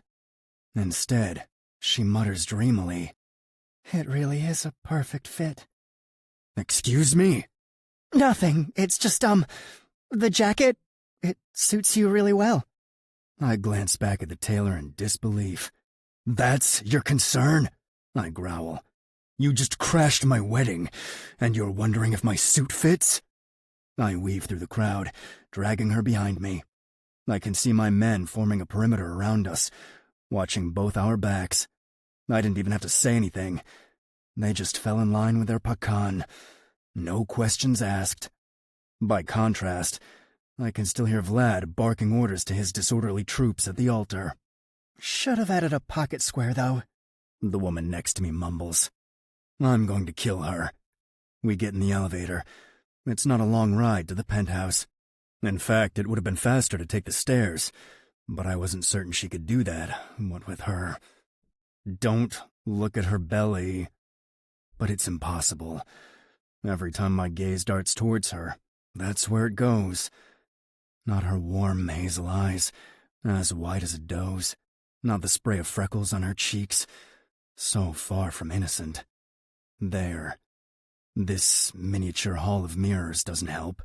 Wherever I turn, there she is. April Flowers, now sporting an enormous baby bump. My baby. If she's to be believed, that is. As if reading my mind, she turns to me. It is yours, she huffs. I can prove it. Can you? It's ridiculous. I've seen pregnant women before. None of them looked like this. She's fucking glowing. Ethereal. I tear my gaze away and step off the elevator. I don't let go of her hand, though. I doubt she could escape far, but I won't risk it. April Flowers owes me answers. And perhaps something more. Of course I can, she snaps. It's in my left pocket. She tries to free her still-cuffed hand from my grasp, but I don't let her. Instead, I swipe my keycard at the penthouse door, unceremoniously dragging her inside. Only with the door safely shut behind us do I finally let her go. Speak, then. She glares at me. I'll trade you the proof for a pair of bolt cutters. Unfucking believable. Let me make something very clear, Miss Flowers. You don't get to negotiate. You just crashed a very important event. A mob wedding? She completes. And half the people on that terrace want you dead right now. So I'd start talking if I were you. For a long moment, April Flowers doesn't say anything. Neither do I. Then, after what feels like an eternity, she holds out her wrists and repeats, Bolt cutters. Then I'll talk. Exhausted, I walk to the sink. I take out the toolkit and set it on the table. I make sure the bolt cutters are visible, but make no move to get them just yet. Talk. Then I'll cut you loose.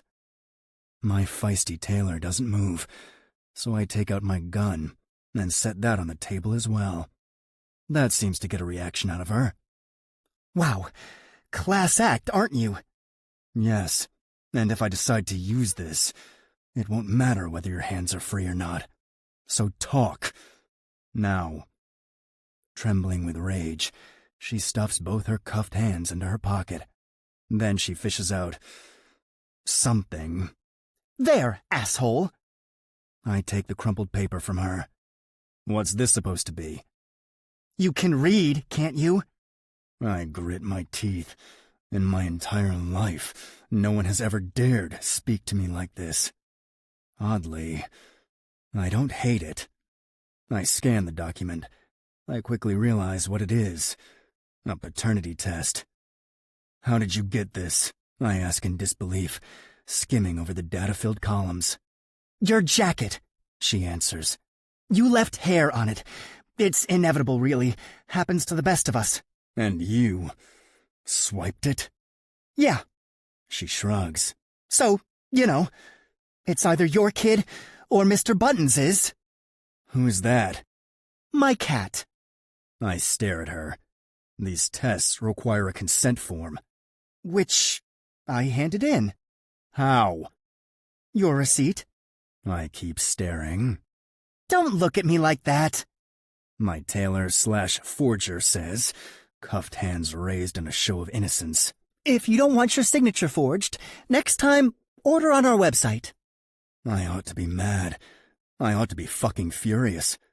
I ought to put this defiant little seamstress in her place and show her what I am, what I've done, what I'm still capable of doing. But in reality, I'm impressed. I keep reading the document. At the end of the second page, after endless gibberish, the only number I can understand stares at me in bold. 99%. I take a moment to collect myself. For a full minute, I do nothing but pore over the document again and again. Nothing but reread that number, as if its meaning could change with one more glance. But it doesn't. This child is mine. Look, she says. I'm sorry I crashed your wedding. Believe it or not, I really am. And not just because your bride's family wants to kill me right now. She wrings her bound hands, gaze suddenly low and shy. I just didn't have a choice. I have no reason to believe her. She could be a liar, a spy, both, something else entirely. And yet for some reason, I do. I'm guessing those have something to do with it, I say, glancing towards the cuffs. She gives a stiff nod. I was kidnapped today. One of the guys was Russian, I think. The other, I don't know. But they mentioned you by name. Just like that, my blood begins to boil. I stride towards Miss Flowers. April, the mother of my child. I see her flinch. Does she think I'd hit her? That I'd ever hurt what's mine? I bring the bolt cutters to her handcuffs and snip the chain in half. Grisha will help you with those, I tell her, resisting the suddenly powerful urge to tuck away a stray curl behind her ear. Later. I'm furious. Of course I'm furious. April Flowers just single-handedly destroyed months of careful planning. My dreams, which were so close only minutes ago, are already slipping away from my grasp. If I don't handle this right away, I will lose everything. And yet I'm not furious with her now. I'm furious with whoever thought they could lay a hand on my child and live. My child, and the mother who carries it. How far along are you? I ask.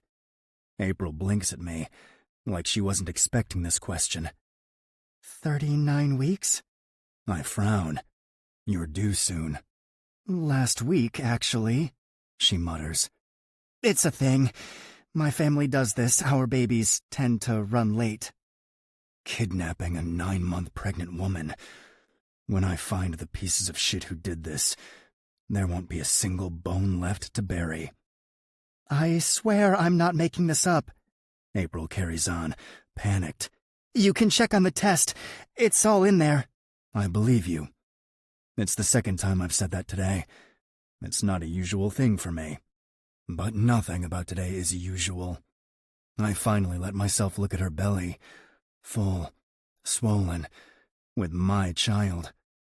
I'm going to be a father. Matvey! Someone bursts in. I make a grab for my gun, pushing April behind my back, ready to defend her against the entire Solovyov Bratva if I have to. And then I see who it is. I pinch the bridge of my nose. I was about to shoot, you know. Perhaps I should have. Instead, I'm treated to the sight of my second and third in command elbowing each other to get to me. Yuri's still covered in cake frosting, while Grisha has a long white feather sticking out of his hair, like Yankee fucking Doodle. Are you okay, brother? What? Is everything all right, boss? I thought... Quiet! At my command, they both settle down. Good, I tell them. Miss Flowers, these are Yuri and Grisha. Yuri's my brother. Grisha's my third. I point at each in turn, watching, as they each give a stiff nod, and stare at me like I've lost my last marble. Sometimes they both act like babies. I think they'll make excellent practice for parenthood, so feel free to use them as such. Behind me, I hear April stifle a snort. She recovers quickly. Pleasure to meet you, she greets, the picture of perfect courtesy. Back in customer service mode, no doubt. Yuri, Grisha, I continue. This is Miss April Flowers, tailor, signature forger, unrepentant wedding crasher. Hey! And the mother of my baby. 2 pairs of eyes widen. I pretend I don't notice. Now, I say, cracking my knuckles, which one of you is going to give me a status update? Chapter 8. Matvey. Baby? Wait, how are you supposed to know? Something's not right here. Motya, what the... I slam my palms on the table. I asked for a status update, not a fucking press conference. I force myself to take a long, deep breath. It's either that, or someone's going to eat lead before the day's done. Grisha, you go first. For once, Yuri doesn't argue. Grisha clears his throat. It's hell out there, boss. The only reason people aren't shooting is because Miss Solovyeva threatened to shove their guns up. I can imagine. I cut in. How is Petra? This time, it's Yuri who answers. She's upset, brother. She stormed out of the terrace with her bodyguards a minute ago. Her father's still there, settling the men. I have about as much faith in Vlad's ability to settle his men as I do in the damn Tooth Fairy. All right. Grisha, you go back up there. Get our men in line. Then tell Vlad the wedding's postponed. The Solovyovs threw the first punch, so make it look like it's his fault we can't move forward today. Grisha smirks under his mustache. Will do, boss. Yuri, I say, turning to my brother. You'll stay here. But guard her with your life, I tell him, stressing how important this is. If that baby's truly mine, I can't entrust this to anybody else. Got it? He swallows. Got it. Good. I start heading towards the exit with Grisha. I'll look for Petra. We meet back here in 15. I spare April one last glance. Like this, with her hazel eyes staring at the floor, and her whole body pressed against the arm of the couch. She doesn't look like the Spitfire tailor I was sparring with only minutes ago. If anything, she looks like she's trying to make herself as small as possible. To hide. But there's no hiding the obvious bump under her flowy maternity dress, nor the precious cargo it carries. I don't want to leave, but I have to. Stick with Yuri, I tell her. He'll keep you safe. I can keep myself safe, she argues, but it's weak, exhausted, like it's taking all of her strength to just stay upright. She was kidnapped. She escaped. She ran all the way here. You asked for my protection, I say, with a tone that brooks no argument. So let me protect you. This time, April doesn't say anything. I force myself to tear my gaze away from her belly. Then, my mind bursting with everything I still need to do to salvage this shit show, I finally stride out the door. Wait! What, Yuri? I turn. My brother's there, halfway out the door, with a look in his eyes I know all too well. I can help! Is this about your pissing contest with Grisha? I sigh, starting to feel beyond irritated. Because if that's the case, it's about Petra. I stop walking. What about Petra? She was upset, Motya. Yuri doesn't meet my gaze as he speaks. Will she even talk to you? Of course she will, I answer without missing a beat. We were supposed to be married by now. If she won't talk to me, who else is left?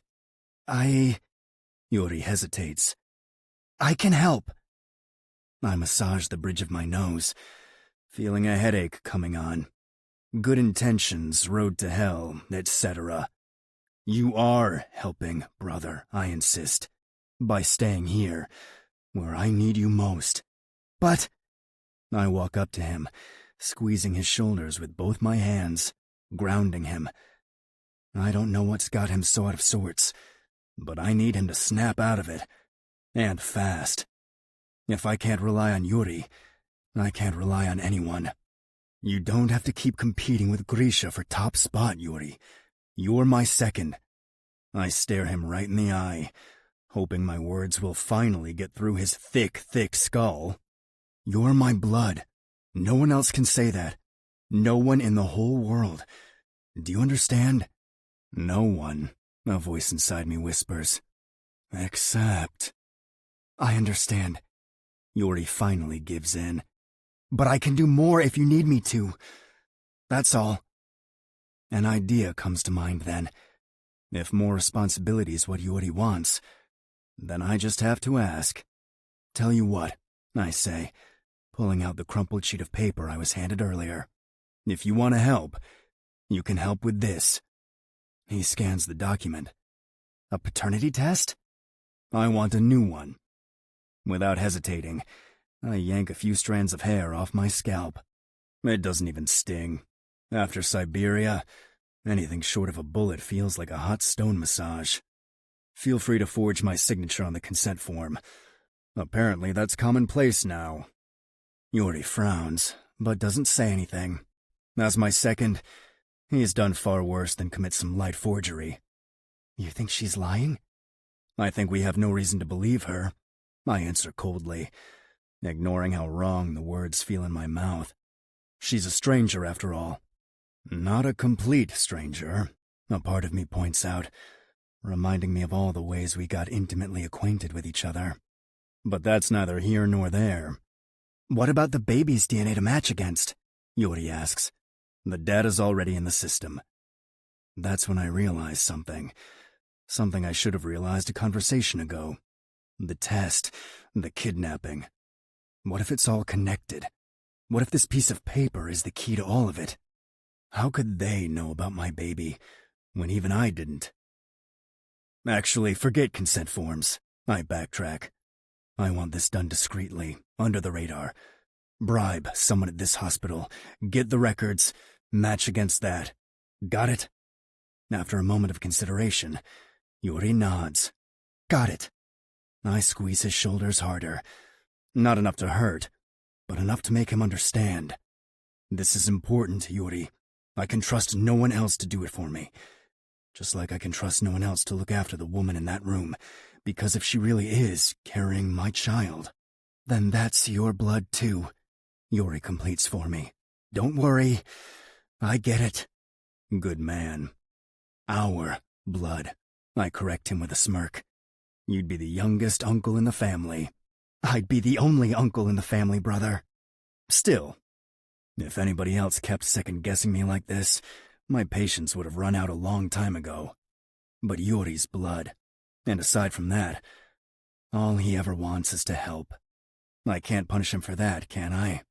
Matvey, What now? He pauses. look in the kitchens. You know how Petra gets when she's nervous. Stress eats. I finish, realization dawning on me. Thanks, bratishka. I grin, patting him on the back. See, you're plenty of help. Yuri doesn't say anything to that. Whenever a compliment's thrown his way, he ducks it like a bullet. Just hurry. The chef might still be alive. I head to the elevator. The day's still a mess, but maybe I can salvage what matters. And what matters right now is my alliance. To Yuri's credit, I find Petra exactly where he said I would. Is there any left for me? I ask, strolling in. Petra's twin bodyguards, Julia and Lena, give me the evil eye as I pass by them. But I pay them no mind. With their own faces stuffed full of tarts, they don't look half as intimidating as their mistress. Petra glares at me with bloodshot eyes. Which do you prefer, cyanide or arsenic? I'm usually a fan of nightshade. I'll see what I can whip up. I walk around the stainless steel counter. I glance around, realizing I haven't seen Rowan anywhere. Did your bodyguards eat my chef? You should be asking if I ate your chef. Fair. I drum my fingers on the counter. I'm not the type to grovel. That's never really been my style. But even I'm not cruel enough to deny what I just put Petra through. Look, I regret how things went down. That's not a sorry, asshole. I didn't know she was going to do that. My bride barks out a laugh. Oh, I believe you. You should have seen the look on your face. She strangles a salmon tart in her fist, nearly squeezing it back into an egg. Like the ghost of Christmas future just showed up with your Nobel Peace Prize. Are you saying I'll never win a Nobel Peace Prize? Maybe you will. She sniffles. After today, you won't have an army anyway. Might as well think of a career change. Her words sober me up. It's not all lost, Petra. This is just a setback. A setback? Petra laughs, bitter and cruel. That's a pregnant fucking woman you've got in your penthouse, Matvey. And yes, I know where you're hiding her. We're not all idiots in here. The implication makes my blood boil. You won't touch her. You shouldn't have touched her! Petra all but shouts. We agreed to this, Matvey! Us! I grit my teeth. A political agreement. I'm sure you'll remember. Well, how's this for politics? My scorned bride/business partner snarls. My father, who's also the pecan of the Bratva you're looking to take over, in case you forgot, is never going to let me marry a cheater! I pinch the bridge of my nose. I hate Petra's screaming tantrums, but I hate even more when they're justified. Vlad's a man of tradition. To someone like him, honor matters more than anything, and nothing screams dishonor like an out-of-wedlock baby on the way. We have no choice, Petra says, pacing up and down in her gigantic skirts. We have to handle this. Petra.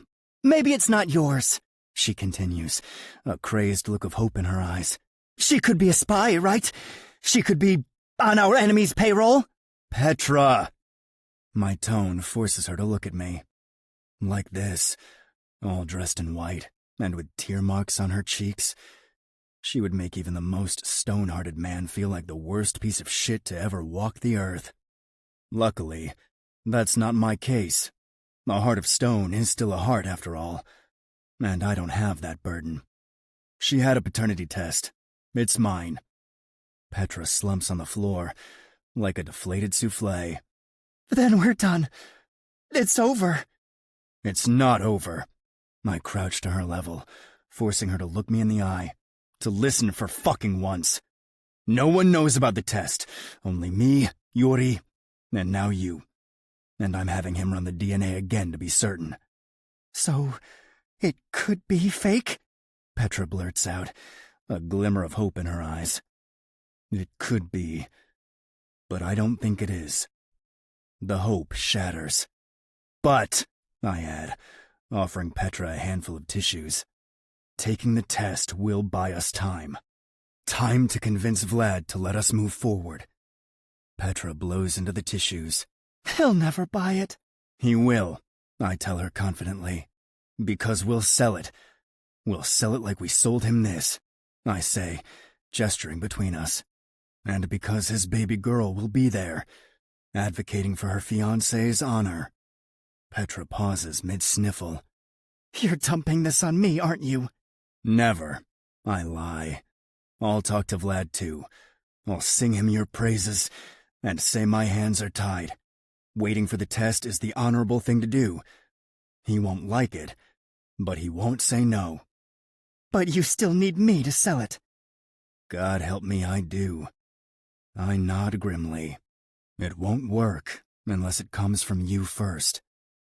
Petra seems to mull it over. I can tell she's almost there. She just needs a little push. You can consider this your first mission as Vor of the Groza Bratva, I add. All right. Petra finally sighs. I can tell you're fucking with me, but frankly, I don't care. Atta girl. She rises to her feet unsteadily. What about the pregnant elephant in the room? Let me worry about her. I start heading towards the door, but Petra's voice stops me. Matvey? I turn. Yeah. Her gray gaze is unreadable. Fatherhood really agrees with you. Why would you say that? You're smiling. I touch my lips. The unfamiliar shape catches me by surprise. Muscles I scarcely ever use are warming up. That's your fault, I tell Petra. You've got a cream cheese beard. As I leave my bride-to-be furiously scrubbing at her chin, I keep checking the corners of my lips. Curved. Upturned. I'm pregnant. And it's yours. A father, I murmur to myself, stepping back into the elevator. How about that, huh? Chapter 9. April. Crash a mob wedding. Check. Tell the baby daddy he's going to be a father in front of his bride. Check. Get executed Godfather style. Still working on it. But going by the way this guy's glaring at me, it might happen sooner than I'd like. I should break the ice. I mull over. I should say something, right? Something smooth. Something nonchalant. Something that will totally make this whole thing go, I'm sorry I ruined your brother's wedding. I blurt out. The guy only glares at me harder. Great job, April. We'll make fish food out of you yet. You didn't ruin his wedding. I blink. The guy's voice, Yuri, I recall, comes as a gruff but welcome surprise. He's giving you a chance, April. Don't screw this up. I mean, I venture, trying to find the right words for the conversation. You are still covered in cake. Fuck my life. My mouth isn't big enough to fit all these feet in it. I curse my complete lack of a social filter.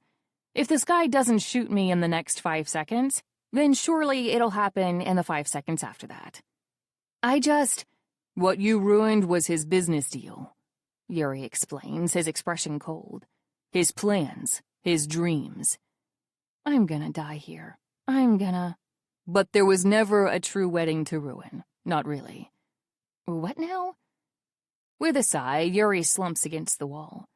So, feel bad, but not too bad. I try to make sense of the words. I fail miserably. Sorry, what does that mean? The tall Russian mobster rolls his eyes. He can't be that much younger than me, but his attitude screams teenager. He reminds me of Charlie at 13, huffing and puffing like a chimney every time someone tried to speak to him. I mean, the whole thing's a farce, an arrangement. A light bulb goes off in my head. You mean like a political marriage? Precisely. I feel my heart flutter. I don't know why this changes anything, why I'm suddenly feeling 10 times lighter. I tell myself that it's just about the guilt. Crashing a business deal isn't as bad as crashing another woman's dream wedding, right? I'm not a homewrecker after all. That must be it. The sweet relief of an innocent verdict. Right? He isn't with her. A treacherous part of me whispers from the half-closed lid of my heart. He hasn't been with her, not like he's been with you. I slap the lid shut. This is neither here nor there. I can't know that they haven't. And besides, what do I even care? Like I said, Yuri huffs, breaking into my thoughts. A farce. He crosses his arms and turns away, glaring at the wall. Somehow I get the feeling he wasn't thrilled about this whole deal to begin with. Who knows? Maybe I even did him a favor. I try to imagine what it'd be like, knowing one of my siblings is marrying for interest. Power, maybe. Or money. If it was Anne, I wouldn't bat an eye. But if it was Charlie... I'd try to talk him out of it until his last step towards the altar. You must really love your brother, I muse without thinking. Yuri blinks at me in surprise. Yeah, he admits after a beat. I do. He's everything to me. That's nice. I smile. Siblings should stick together.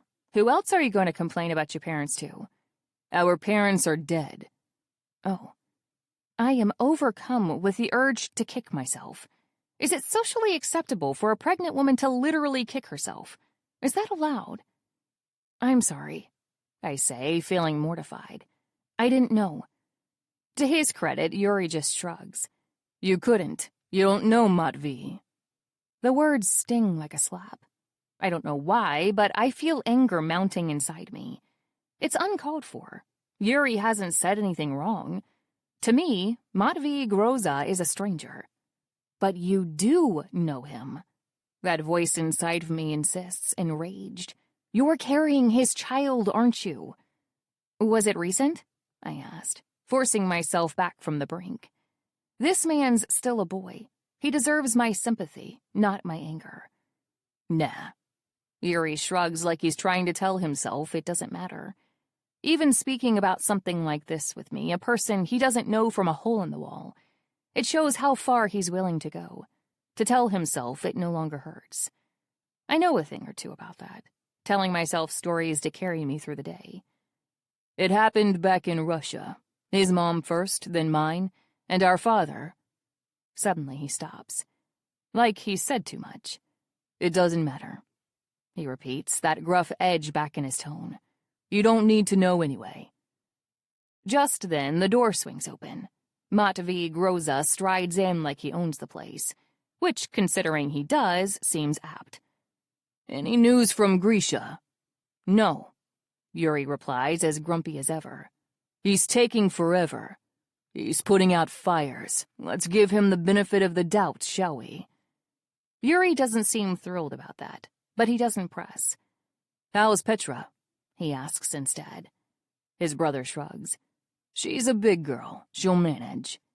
Then he turns to me, and that's when I realize he's grinning. Now, whatever shall I do with you, Miss Flowers? Bad sign. Horrible, horrible sign. Remember the last time he grinned at you like that, April? You ended up buying maternity clothes. You could let me go? I venture. Sure. I'll see you at the next kidnapping, then. Right. Somehow I forgot why I even came here. Because Matvey Groza is dangerous. And he's just painted a target on my entire life. A target exactly as big as the baby in my belly. Yuri, he calls. Guard the door. I'll be there shortly. Don't go. I want to tell that grumpy, overgrown teenager. Don't leave me alone with him. No such luck. I watch him walk out the door. Then I watch his older brother walk around the couch. I feel like I'm being circled, a deer in a trap with vultures closing in. But this man's no vulture. This man is a wolf, and there isn't enough wool in the world to hide that. I get the feeling he doesn't even try. The second he walked into my shop, I could smell the danger on him. I still ended up with his tie around my wrists. It dawns on me, yet again, how foolish I've been. From the start of this whole thing, I haven't made a single good choice. And now I'm fresh out of choices altogether. Let's hear it then. I sigh, trying to find my old polite self and failing. You've got something in mind, I assume. That's a bold assumption to make. I'll go out on a limb here. You're clearly a very resourceful man, Mr. Groza. I smile, putting my sweetest face forward. I have no doubt he can taste the venom in my words, but I don't care. I'm not liable for a customer's interpretation of what leaves my lips. A handy trick I learned early on. Granted, a man like Matvey Groza isn't likely to file a complaint, but still, I'll take what little satisfaction I can get. So why don't you tell me what you're really thinking? It happens in a blink. 1 second he's standing there with his hands in his pockets, the picture of a smug billionaire who's never gotten a slap he didn't earn, and the next he's kneeling in front of me. I'm thinking, he rumbles, bringing his big palm over my belly, that you should call me Matvey. I'm struck dumb. For a moment, I forget everything. How to think, how to speak, how to breathe. And why is that? I exhale, voice trembling. Mr. Groza, Matvey, smirks. You're carrying my child. I think we can do away with the formalities, don't you, April? I reel from the way he says my name. April. An open mouth, then a flash of teeth, sinking into the pulp of fresh fruit. I guess so. I force myself to answer, breaths coming in short. Matvey. A pleased hum. I can't imagine I've spoken half as seductively as he did, but I'll take what I can get. Good, he praises. We'll be sharing a lot in the next few weeks. It wouldn't do to have you call me sir while living in my house. A beat. Although I do like the sound of it. I feel my face go up in flames. If you think I'll live with you... Not with me, he corrects. In my house, here. I wouldn't make the mistake of laying a hand on you again, April. We both know how it ended last time. I make a fist in a pillow, fighting the urge to throw it at his face. Believe me, the feeling's more than mutual. That's a relief, he says sarcastically. Now, you asked for protection, did you not? Fuck me, I did. Is this the part where you tell me it'll cost me my soul? Because, fair warning, I've been working customer service for a while. I don't think there's much left. Matvey gives me an amused smirk. For a brief second, I wonder if it'd be so bad to kiss it off his face, just to see his flawless appearance ruffled for once. I blame my hormones for that, always thinking of inopportune things, especially in this man's presence. But then he lowers his eyes to my stomach, and suddenly I can't look away either. I watch with rapt attention as he strokes my belly, his stormy gaze captivated by what's inside. His child. Our child. This is my price, he declares. Suddenly, my head goes light. You want the baby? I ask, filled with hurt. No, April.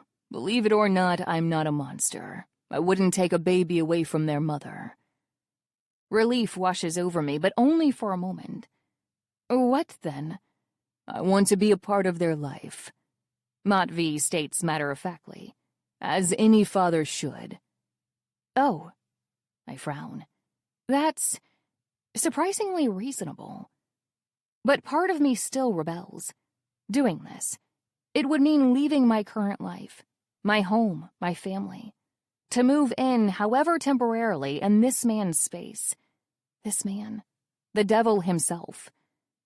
In exchange for that, Matvey continues, offering me his hand like a businessman closing a deal. I'll search for your kidnappers. I'll identify whoever wants to harm you and the child, take them out of the picture, and keep you safe. That's the deal. I take a long, deep breath. This is exactly what I wanted to avoid, isn't it? Being involved with Matvey Groza, being swallowed into his life, whatever that entails. But I guess that ship has sailed. I look at the broken handcuffs, still locked around my wrists, at Matvey's face, determined and quietly hopeful. Then I look at my belly, with our child growing inside it. And I realize that I don't have a choice. Okay. I exhale, shaking his hand and feeling like I just signed away my entire life. Okay, but I have one condition. He waits patiently, one eyebrow arched high on his head. I get to bring my cat. Chapter 10. April. What do you mean he won't let you take buttons? I sigh. Of all the things to be outraged about, I had a feeling June would pick this one. The hotel has a no-pet policy. He said he can get it changed, but it'll take until the next board meeting. I don't get it. June harumphs, crossing her arms. I thought he owned the place. Can't he just do whatever he wants? Oh, he does. If the way he behaved in my shop is anything to go by, Matvey Groza is the kind of man who only learns the rules so he can better break them. But it didn't feel like a hill worth dying on. Sorry, Mr. Buttons. So I didn't. This is just for a few weeks anyway. It's okay, June. I reassure my best friend as we pack up the last of my clothes. Really. Doesn't feel okay to me, June grumbles. She drops cross-legged on the bed with Mr. Buttons in her lap. None of this does. I go sit near her. Like this, with her cheeks all puffed up, she looks like a very pouty hamster. It'll be fine, I promise. For a moment, June doesn't answer, just keeps tormenting Mr. Buttons' ears like they're made of Play-Doh. Not that he minds. What if you didn't go? She blurts out. What if you stayed? I think back to yesterday, to the black van, the way its doors had swallowed me whole, to the men inside, both armed, both violent, both ready to do God only knows what to me. I can't, Jay. You know I can't. I'll get a gun, June tries. We both will. We'll splurge on a nice security system and it won't matter one bit. I cut her off gently. These aren't the kind of guys who will let a locked door stop them, and I can't risk your life too. I can protect myself, June objects. I'll protect you too, you and Nugget. From the actual mob. I laugh, but not unkindly. The image of June Evans guarding the door with a Kalashnikov is certainly one I'd like to see. I don't care if Don fucking Corleone shows up. I can take him. I'm sure you could, babe. I pull her into a hug. June makes a noise like a kettle close to boiling, but doesn't resist. Thanks, Jay. It means a lot to me. But you're still going. I take a breath. Yeah, I am. When I pull back, I can see that June's eyes are watery. God damn it. She's gonna make me cry too. But then she rubs her face with her sleeve and says, like nothing happened, all right then, let's go pack your books. June Evans. Ever since first grade, she's been my rock. Whenever the other kids were picking on me, making fun of my name and my proverbial bad luck, June was the only one who stood up for me.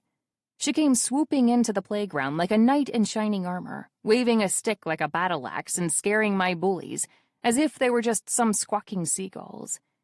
We became inseparable after that. When the kids switched to making fun of both of us, the unfortunate combination of our names was just too tasty to resist.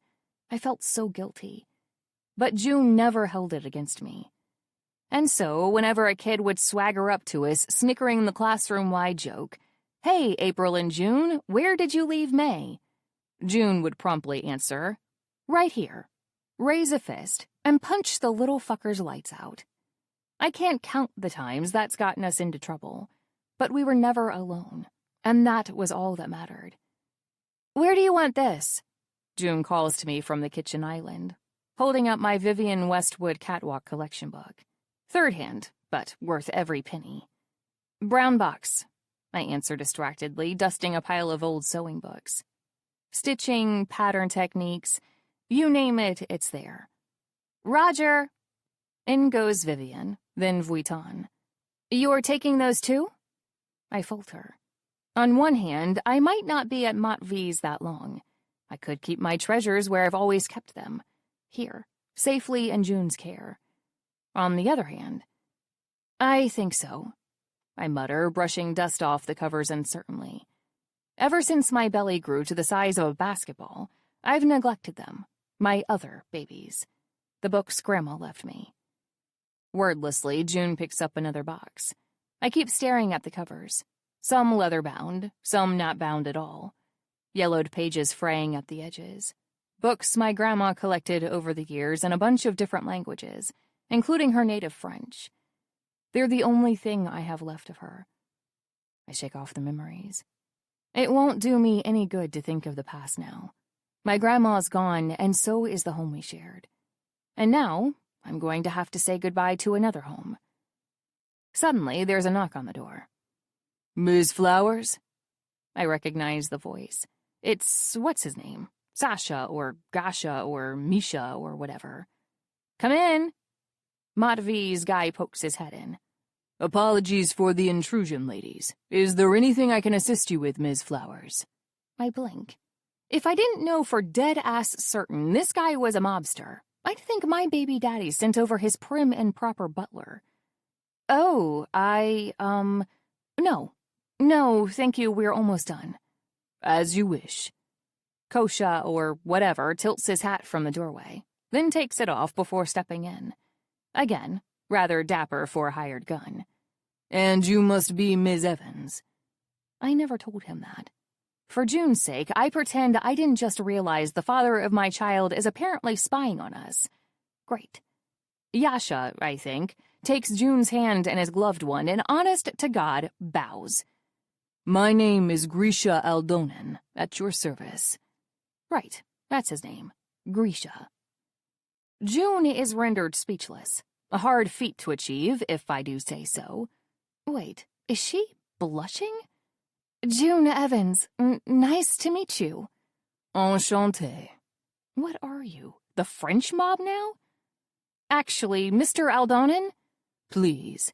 The Moscow dandy interrupts. Call me Grisha. Grisha, I amend. Could I trouble you to bring down a couple of boxes? I can't really lift anything heavy. Nor should you. He promptly agrees. Iya, Anatoly. With a single snap of his fingers, 2 burly bodyguards enter at my door. Now I'm speechless. Whoever this Grisha guy is, he's like the fairy godmother of mobsters. The fairy godfather, if you will. Without a word, the 2 henchmen begin to cart down my belongings. 4 boxes, 3 bags, 2 suitcases. All that's missing is the partridge and the pear tree. Speaking of, I make my way over to Buttons. Behave while I'm gone, I tell him sternly, looking him straight in his only remaining eye. No more playing Tarzan with the curtains. Or my skirts, June adds. Or June's skirts. Buttons doesn't give me any sign of life. Not that I expected differently. Ever since he turned 10, he's become the laziest couch potato in history. He offers me a slow blink and curls back up on the cushions. Then, just in case he's gotten into trouble, he starts purring. You big fat ruffian. I'm gonna miss you too. Thank you, I say, turning to June, for looking after him. June rolls her eyes, but there's a smile on her face. What was I gonna do? Feed him to the wolves? To the subway rats, maybe. They've gotten bigger than him, haven't they? Speaking of transportation, I whirl around, addressing Grisha this time. Our car's still in the hospital parking lot. I don't suppose you could... I'll put my people on it, he assures me.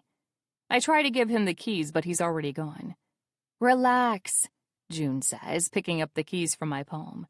I think the Bratva can handle recovering a Honda Civic. They're gonna hotwire it, aren't they? You know they're gonna. I slump on the couch, sighing as June adds. Besides, that guy looks like he knows what he's doing. I catch her trying to ogle Grisha, who's making a call on the balcony. June, no. Absolutely not. What? She says defensively. He ain't bad to look at. That's what I said last time I met a Russian mobster.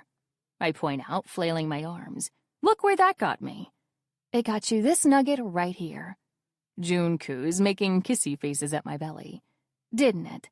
Stop that. Who's a good nugget? That's for dogs, June. She shrugs, then, in a rare moment of seriousness, she asks, You know you can come back any time, right? I know why she's saying this. Why she's going through the trouble of spelling it out for me. For the longest time, I didn't have a home to return to. None that actually wanted me, anyway. I know, I murmur, feeling myself smile despite everything. It's June's superpower, making me forget that I'm in deep shit by jumping in right after me. Thanks, Jay. I love you. Love you too, Apes. We hug. It's pathetic. Two grown women trying not to break down into ugly sobs. Hold on till May, she whispers into my hair. Promise me. It's our secret mantra. Since we are April and June, May is whenever we're together. It's family. And it's the family we chose, no one else. I promise, I croak. Good, June says briskly, freeing me from the hug and scrambling for the kitchen. If she's trying to dry her eyes unseen, she's doing a poor job on the unseen part. But fuck it, so am I. Grisha appears from the balcony.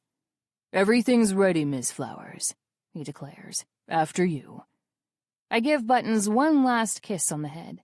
Then I give June's hand one last squeeze. Tell baby daddy dearest to sleep with one eye open, June warns, a bit to me and a bit terrifyingly to Grisha. If he tries anything, I'll know. Please don't tell him that, I murmur to Grisha on our way down. Grisha gives a hearty chuckle. I don't think he'd mind, Miss Flowers. The more people in your corner, the better, right? Right, I mutter, wondering about those words, in my corner. Is Matvey in my corner? Or is the baby all he wants from me? Believe it or not, I'm not a monster. That's what he told me. He meant it, I think. But I don't know if I believe him quite yet. From the car, I turn to look one last time at the home I'm leaving behind. A temporary change, nothing more. So why does it feel so damn permanent? Please, Grisha says, swiping the keycard to the penthouse and holding the door for me. Make yourself at home. Thank you, I gulp. I didn't truly get a chance to look around before. I do now, taking in what's going to be my new home for the next few weeks, months. I don't dare think years. I'm not sure my heart could take it.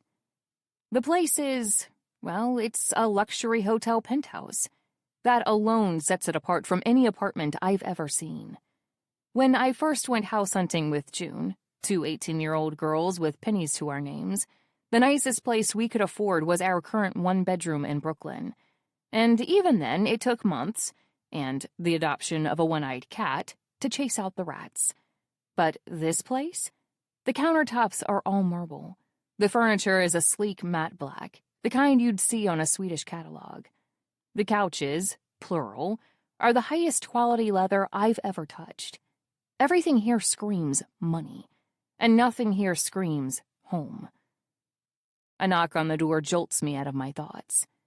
Come in, I call, thinking it must be Grisha with a hot towel or a mint chocolate for my pillow or something. But it isn't Grisha. Well, well. A petite blonde woman croons from the doorway. If it isn't Matvey's Koshka, I trust you didn't have any trouble finding the place? I recognize her immediately. Even with her hair down, her clothes businesslike, there's no mistaking who this person is. The bride whose wedding I ruined. From the doorway, two more figures come in. Women, though at first glance you'd never know. Tall, burly, muscled. They look every bit the part of what I suspect they are. Bodyguards. And not of the law-abiding kind. It's Petra, right? I ask, remembering Matvey's words from yesterday. I'm April Flowers, Petra replies sweetly, taking hold of my hand. My fiancé's tailor, and, well, she looks down at my belly. Something else, I'm certain. I blink. Maybe I'm misinterpreting here, but did this bitch just call me a bitch? Look, I start, not wanting to drag this on any longer. I'm so sorry about yesterday. I didn't mean for things to happen the way they did, but you just happened to stumble upon our wedding, she completes for me. And you really couldn't wait any longer to break the news to my husband-to-be. Is that right? Actually, yes, I mumble. That sounds about right. Petra smiles, all teeth. For a second, I'm reminded of a lioness, the pride's hunter, capable of slaughtering gazelles with a single bite. And for some reason, I feel an awful lot like a gazelle. Let's get one thing straight, Svitocek, Petra coos, sticky sweet. I don't know what tragic tale you spun for Matvey. I'm pregnant, I deadpan. You know, you were there. Or whose little obludok you're carrying in that kangaroo pouch of yours. Petra continues as if I hadn't spoken. Should I have taken Russian in high school? I'm starting to think I should have taken Russian. Not that I need a translator to understand what Petra's trying to say to me. The language of catfights is universal. I'm not lying if that's what you're implying. I don't grit my teeth, nor do I yell. I don't want to give her the satisfaction. But I'm not going to take this lying down either. Insult me? Fine. Maybe I deserved it. But insult my baby? Not on my watch, Kalinka. Maybe not, Petra concedes. But the timing sure is interesting. I'm not... I start, but my words are cut short. Because suddenly, Petra's hand is twisting mine. Her handshake now feels like a vice. Tighter, tighter. I press my lips together, refusing to make a sound. Hurt me all you want. I promise you one thing. I've felt worse. All I care about, she enunciates, her face now uncomfortably close to mine, is my dream. And if you ever get in the way again, I'll make sure your little Kalmuk grows up calling every single nanny Mama. Have I made myself clear? I've never wanted to hit someone this bad. Scratch that. I've never wanted to kill someone this bad. One day into this nightmare, and I'm already homicidal. Crystal, I grit out. Only then does Petra finally let go. Splendid, she claps, as if that settles that. I'll leave you to unpack then. Just don't throw out the boxes, okay? She winks. You never know when you might need them again. With that, she sashays out the door, her bodyguards trailing after her. As soon as she's gone, I shake out my hand. Ow, I mutter. That hurt, bitch. Alone, I look around the room again. The sealed boxes, the cold countertops, the emptiness. And not for the first time, I wonder, just what the hell did I get myself into? Chapter 11. Matvey. Having fun? Petra turns to me with a surprised look. My, if it isn't the runaway groom, She croons in Russian. The automatic doors of the Jupiter Hotel were shut behind her back. On each side of her, Petra's bodyguards glare at me in unison. What brings you here, fiancé? Come to guard the princess's tower in person? I ball up my fists. I'm not in the mood for your games. What the hell are you doing here? She gives me an enigmatic half-smile. Who does she think she is? The fucking Mona Lisa? Just popped by to compliment the chef. Those salmon tarts, delicious. Tried to bribe the recipe out of him, but he wouldn't stop shaking long enough to speak. Note to self, give Rowan a raise. That's it? I sigh. Cut the shit, Petra. I know you were at the penthouse just now. A light chuckle, What? Caught me on those pricey cameras of yours? Or did a little bird whose name rhymes with Trisha sing a pretty song in your ear? I step closer to her. Her bodyguard's tense, but I don't give a shit. I'm a way faster draw than either of them. If you harassed her in any way... Oh, harass is such an ugly word. Petra scoffs theatrically. Please, what's a little girl talk between friends? She's not your friend. And she's not your anything.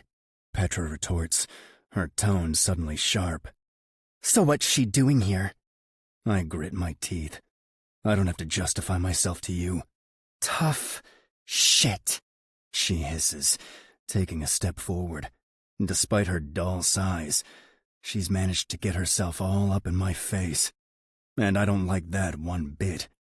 Because I own your army, Matvey. Me. So yes, actually, you do owe me some sort of... Let's get one thing straight here. I snarl.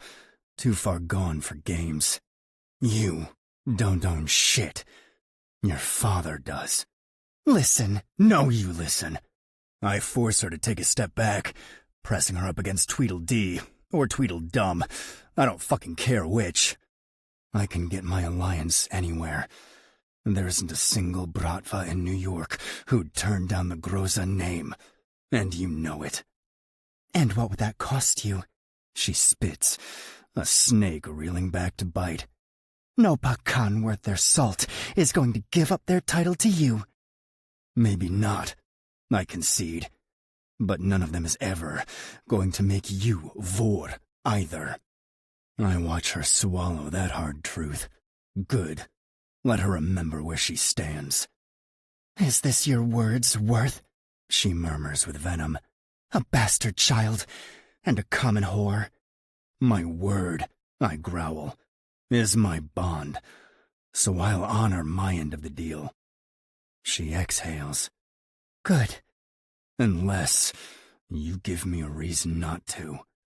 I can see her lip quivering. Her face is a mask of fury, barely contained. Petra Solovyova was always too small for that storm raging inside her. I can respect that. Hell, I can even admire that. But I won't tolerate her slights toward me or mine. And make no mistake, April Flowers is mine now. So is the child growing inside her. What's that look like, then? Petra asks in a bitter whisper. There it is. Surrender. Disrespecting my child, for one. And the mother, too? And the mother, too. I raise my arm, just enough to let my jacket lift over my gun.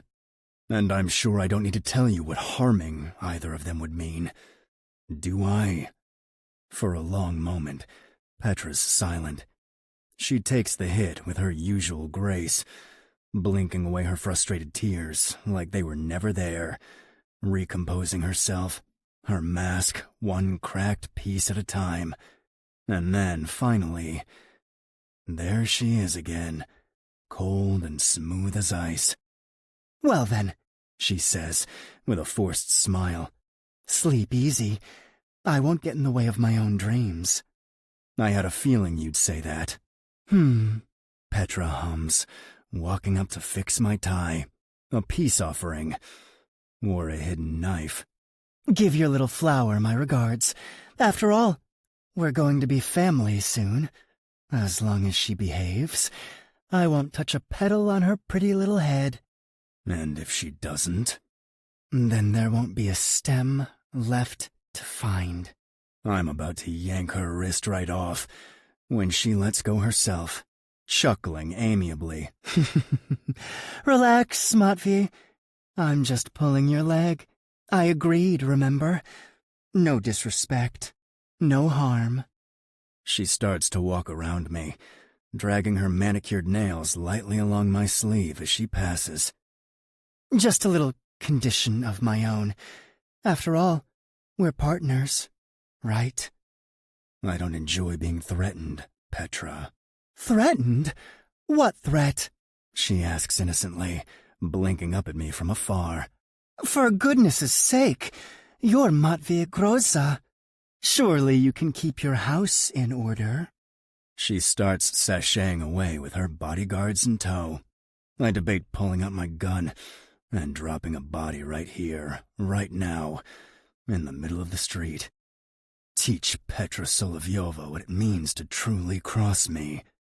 But before I can make up my mind, she calls over her shoulder. Oh, by the way, I talked to my father. For the sake of his little girl, he'll allow this farce to continue. She throws a smile from behind her shoulder, all teeth. But you should probably talk to him soon, too. Vladimir Solovyov isn't a patient man, after all. Vladimir Solovyov is a has-been. I want to spit in her face. He's a septuagenarian with a dying Bratva and no heir to take over. He'll be patient if he knows what's good for him.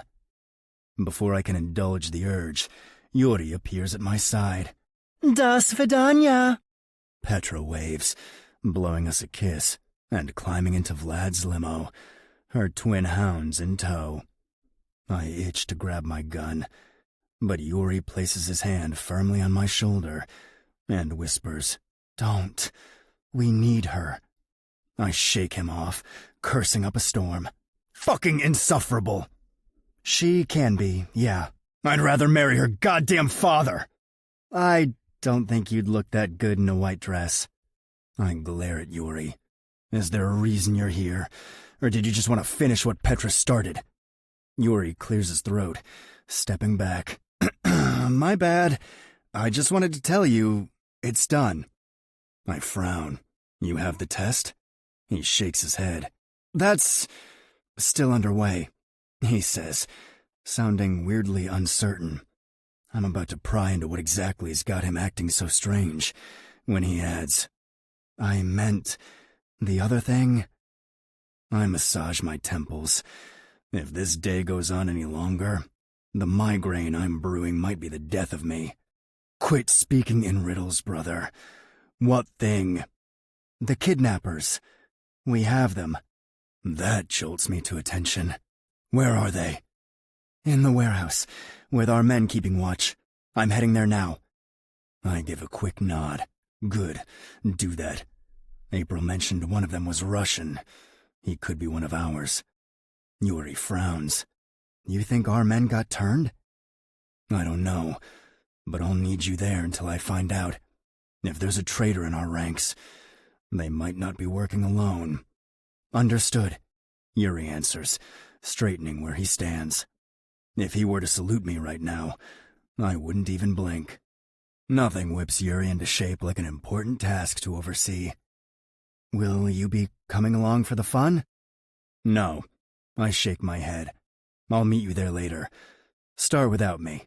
Make those lowlifes understand what it means to mess with one of us. For a moment, there's only silence. Then, that was quick. I hear Yuri half joke, half sulk. I whirl around. What's that supposed to mean? Nothing. He backtracks. Just a pause. I can see his eyes grow uncertain again as he gathers up the courage to ask the question burning up inside of him. Is that what she is now? One of us? I roll my eyes all the way to the back of my skull. Not you two. I'm just saying, he mutters. We don't know if she can be trusted yet. What if the kid isn't yours? She can't be trusted, I tell him flatly. She's not blood, and if the kid's not blood either, then they can both go fend for themselves. Out of the corner of my eye, I see Yuri flinch. Does he think I'm being too harsh? Maybe. Yuri always had a kinder heart than me. Luckily, I don't have a heart at all. That's what I tell myself, even as images of April on the run start crowding my head. April with a bundle in her arms. April running for her life. April staring down the barrel of a gun. No, I tell myself resolutely. That won't happen. If the child's mine, then they will have the full force of the Groza Bratva to protect them. And if it isn't... If it's not mine, I say out loud, whoever's after her will soon realize their mistake too. So don't worry, Yura. No one's going to get hurt here. Do you understand? No one that doesn't deserve it, I add, with a rush of bloodlust, picturing April's kidnappers with a missing row of teeth. Yuri nods. I understand, Motya. In the meantime, I say, put a rush on that paternity test. The sooner we know, the better. Yes, Moi Pakan. I ruffle his hair. What's with the formalities now? You're so weird tonight. Anyway, go. I'll catch up. Where will you go? I glance up at the hotel, at the balcony above all balconies, up on the penthouse floor. The one I know is mine. The one that's now April's, too. I think, I answer, feeling an uncharacteristic grin pulling at my lips for the second time in as many days. I'll go have dinner. Chapter 12. April. I'm almost done hanging my clothes when the doorbell rings. I rush to the door, trying to fix the mess on my head in the process. After hours spent ducked between bookshelves and rifling through a closet bigger than my entire apartment, it's safe to say I don't look my best. Or so I assume. I haven't had a chance to look in the mirror yet. It's so weird, answering the door here. Like this place belongs to me. Even if this temporary arrangement gives me full run of the joint, I can't help feeling like a guest, an intruder. I crack open the chain door once again, expecting Grisha. And it's not. Instead, it's him. Oh, I blurt out stupidly. Hi. Matvey inclines his head. April. He greets back flatly. Every time I see this man, he's looking his best self, composed, put together, all smooth fabrics and artful scruff and expensive cologne. By contrast, I feel like I just crawled out of a hole. An asshole, to be specific.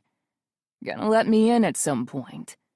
Matvey asks, that pinprick of impatience clear in his voice. Yes, of course, just a second.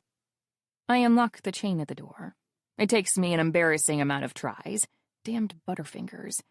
But in the end, I manage, and the sight that greets me is unexpected. Because there Matvey is, tapping his foot with mounting irritation, towering over me in all his mob-bossy glory, and pushing a food cart. I step aside to let him through. If he taps his foot any harder, I'm afraid there might be victims. Come on in. Matvey rolls the cart forward. Somehow he manages to do even that in an intimidating way. I'm suddenly feeling sorry for his secretaries. I babble, racking my brain for a conversation topic. Anything to dispel this awkward silence, really. What brings you by? I cringe. I sound like the corny neighbor on an 80s sitcom that didn't get renewed for a second season. Do I need a reason to come to my own penthouse? Matvey ponders without looking up from the trays he's setting on the table. I want to smack myself. At the same time, I want to smack him. Who even has that kind of attitude? I'm debating whether to give him a piece of my mind when... Evening, boss. Grisha calls from the doorway. I trust everything's up to standard.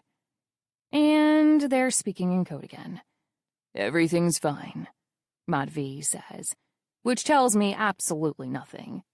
I'd try reading his expression, but I'd have more luck with the Easter Island statues. You can go, Grisha. I'll take it from here. Grisha gives a small bow. I'll be on standby downstairs, Ms. Flowers, he adds courteously, taking his leave from me as well. I feel my hands twitch as the door closes behind his back. Don't go. I want to whine like a goddamn toddler. Don't leave me alone with the scary hot man. Despite myself, I was starting to feel at ease around Grisha. At the very least, he was someone I could read. Calm, approachable, always with a joke on his lips. But Matvey? He remains a mystery wrapped in Hugo Boss. Should I bring you a chair over there? Matvey asks sarcastically. I shake myself back to reality. In my stupor, I completely forgot about the covered trays he'd just carted in. He uncovers one now, and the smell is... well, the smell is heavenly. My belly gives a loud rumble. I pray he didn't hear it, but as soon as I look up, I can see the ghost of a smirk playing on his irritatingly handsome face. Oh, whatever. I'm pregnant. I get to be twice as hungry as everyone else. I slide into the seat in front of him. Thank you, I murmur, staring at the feast in front of me. Here, Matvey says in a clipped tone, handing me a single-sheet menu.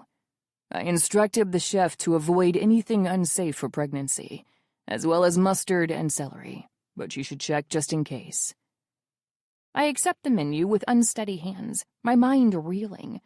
It must have taken a lot of work to do something like this. Above all else, that's what strikes me first. A tremendous amount of care. My second thought is that I never told him about my allergies. Deep breaths, April. So the scary mobster's got his hands on your medical records. So what? He isn't using them to kill you. Yet. Thank you, I say uncertainly, still not sure if I'm about to suffer death by Dijon. Then we eat. According to the menu, the dish that made me dizzy with its heavenly scent is something called tomato consommé with smoked ricotta tortelli. The taste is delicate and delicious, unlike anything I've ever eaten. Is this what it feels like to be rich? Is the food to your liking? Matvey asks in his deep rumbling voice. Is rain wet and the earth round? It's amazing, I answer sincerely. My go-to dinner is usually boxed mac and cheese, so this is definitely new. Matvey looks at me with pity. You cook, then? Store-bought, I clarify. He cringes. For some reason, that's ridiculously funny to me. Matvey Groza, scandalized by the eating habits of the common folk. Without realizing it, I let out a laugh. I know. Not exactly worthy of a Michelin star, am I? Matvey shrugs. Everyone's got their talents. You're a decent tailor, at least. Just decent? Your professionality leaves something to be desired. Hey! The nerve of this guy. It's not like I'm used to customers wanting to tie me up. I mumble, feeling the urge to sink into the floor. I find that very hard to believe. Forget the floor. I'd like to sink into the core of the earth, pretty please. The second course, because this meal has actual courses, apparently, as opposed to me just refilling my bowl with some more cheesy Kraft goodness, is duck confit. I eye the side of crispy potatoes and cauliflower gratin, and my mouth starts watering. So, I say, trying to at least pretend this fancy food hasn't hypnotized me completely. What's your talent, then? Matvey takes a sip of his wine. I'm almost jealous. That must go spectacularly with the meat. I'm a man of many talents, April. First of all, vomit. Secondly, that's cheating. Answer the question. The corner of his lip twitches. Wait, am I making the Iceman laugh? Someone give me a Nobel Prize. Should I just pick one, then? Yes, and being a good Mafia whatever doesn't count. Bratva, Matvey corrects. And if that doesn't count, then... He looks at me intensely. I can feel heat rising to my cheeks. Then his gaze moves to my belly, and my face catches fire. He's not implying what I think he is, right? He's not saying his talent is... I guess I consider myself a family man. Thank God. Is that so? I mumble around a forkful of duck. If stuffing my face ungracefully is what it takes to keep my stupid mouth from voicing my embarrassing thoughts, then so be it. I'll make the sacrifice. He hums in response. Bratva means brotherhood. It's not a family, not by any means, but it's the closest thing you can get without blood in the mix. So, like a found family. I perk up. Finally, a topic I can relate to. There's no such thing. My enthusiasm shatters. Pardon? Matvey sets down his fork and knife. There's no such thing as family without blood ties. he repeats darkly, staring at me with those stormy eyes of his. The concept alone is ridiculous. Whatever warmth I'd felt instantly plummets. Is that so? I squeak. Of course, Matvey asserts. Family means trust, and you can't trust anyone who isn't blood. You'd be a fool to ever try. I think of June, holding back tears in our apartment. Of Elias, who's been more of a father to me than my own ever was. What about Petra? I ask, not a trace of warmth left in my voice. Matvey sneers. Petra's an ally. She'll never be family. You were supposed to get married. A mutually beneficial arrangement, he concedes. Nothing more. Nothing? I press in disbelief. This whole tirade, it's just about the saddest thing I've ever heard. Trusting no one? Treating your friends like pieces on a chessboard. What stone-cold way to live is that? It must show on my face because a mocking smirk suddenly blooms on Matvey's lips. Nothing worth mentioning anyway. I fist my dress. So it wasn't all business after all. I force myself to take a breath. There's no reason to get worked up over this, I tell myself sternly. Either Matvey's messing with me, in which case I won't give him the satisfaction of taking the bait, or his arrangement with Petra is slightly more than what Yuri made it out to be. And if it is, so what? What's it to me of Matvey Groza's having fun with his bride-to-be? I see, I answer coldly. Honestly, it makes sense. It was silly of me to think he'd leave a woman like Petra untouched in the first place. He didn't hold back with plain old me. Why should he have held back with someone who so clearly belongs on the cover of Vogue? I get that. I do, truly. What I don't get is why this bothers me so goddamn much. I hear you two met, Matvey mentions casually, like he's talking about the weather or something. I trust she behaved. I could tell him my hand still hurts, that I've actually had to ice it after that harpy was done with it. Instead, I tuck it in. I may be new to this Bratva thing, but I know how the mob feels about snitches. And say what you want about me, but I've never been a snitch. Charming, I reply with my fakest smile. Good. I've already made myself very clear with her anyway. What about? Matvey's eyes pry into me from the other side of the table. Once again, I feel incredibly small, a rabbit in the clutches of a wolf. You're carrying my child, April, my blood, and as long as that's true, no one will be allowed to hurt you. It would almost be romantic. It would almost make me feel warm again. Instead, all I can think of is that teensy little disclaimer in the middle of his promise. As long as that's true. And after? Matvey remains unfazed. After, he answers, clearing away our plates. You'll be the mother. He makes it sound so simple, so easy. None of this is easy to me, though. And what does that mean to you? I force myself to ask. If I have to spend my time here wondering whether Matvey Groza is going to get rid of me once I've served my purpose, I'm going to drive myself crazy. Everything. I blink. Matvey's standing now, looking for all intents and purposes like a predator ready to jump. But he doesn't. He just walks to the fridge and plucks 2 small trays. Then he continues. Blood is everything to me, April. That's why I'm here tonight. Why I'm planning to be here every night. I want my child to grow up with a family. He pauses to place the trays on the table. And that starts with this. Dinner? I blurt out. Family dinner. He sits back down. For a moment, I retreat inside my thoughts. That's a tradition of yours, I take it. The opposite. Matvey clarifies. I never had the chance. That takes me by surprise. I can't understand this man at all, his motives, his reasoning. And yet, I can understand this. Wanting to be different from the people who raised you. Maybe, in a way, we're alike after all. So I'll expect you to be there, too. he says then, jolting me out of my thoughts. Every night, before the baby's born and after. It sounds like a line straight out of Beauty and the Beast. That doesn't reassure me one bit.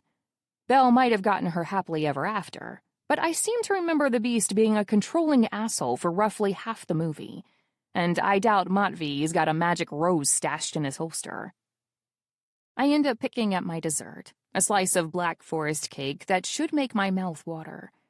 But for some reason, I'm not that hungry anymore. Leave it to Matvey Groza to make a pregnant woman lose her appetite. But that's just it. I'm pregnant. I can't afford to make a scene or lose my head.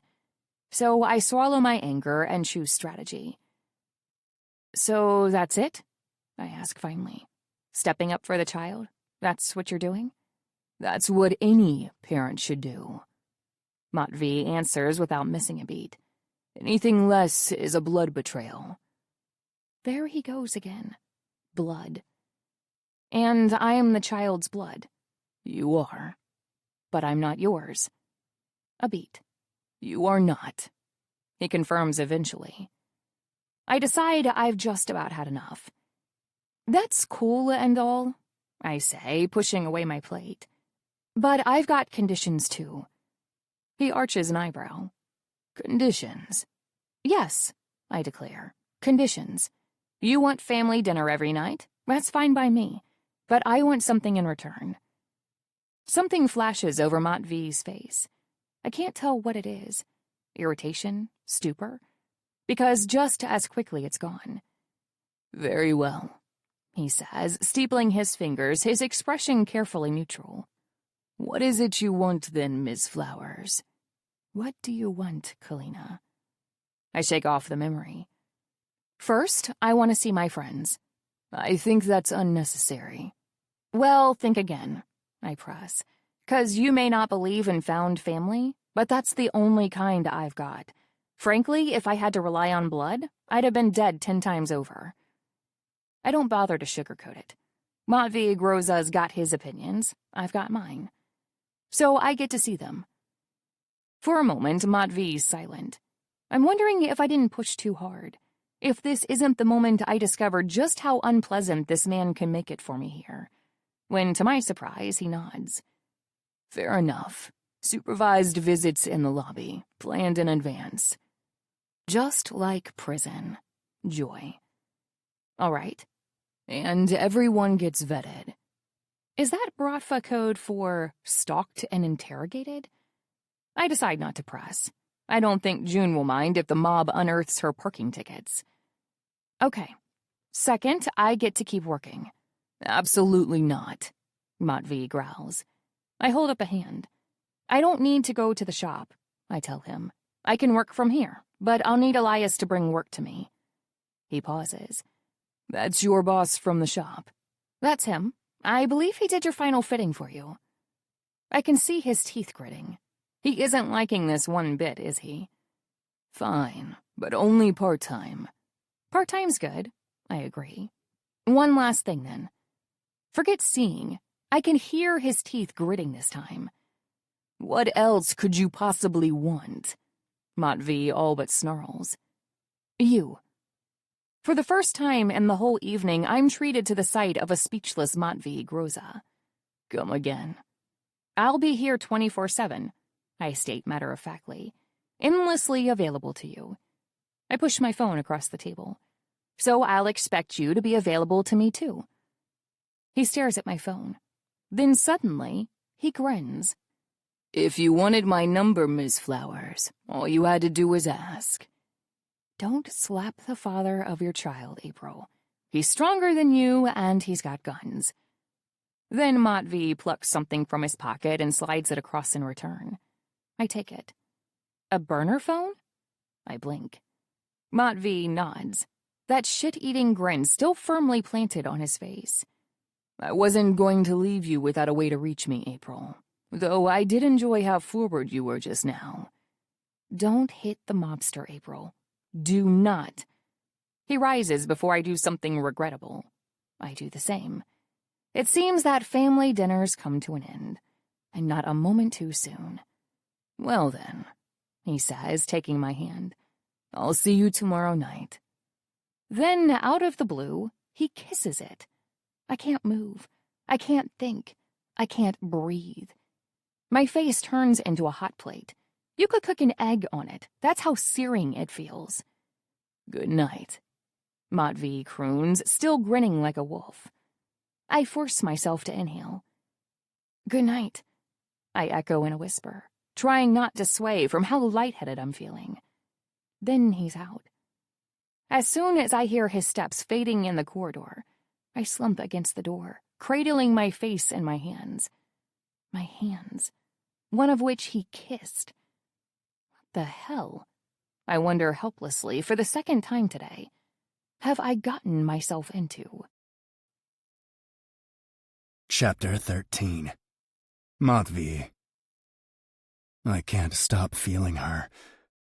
The whole car ride to the warehouse, I keep touching my lips, as if I'll find her there, where her warmth lingers like a spell.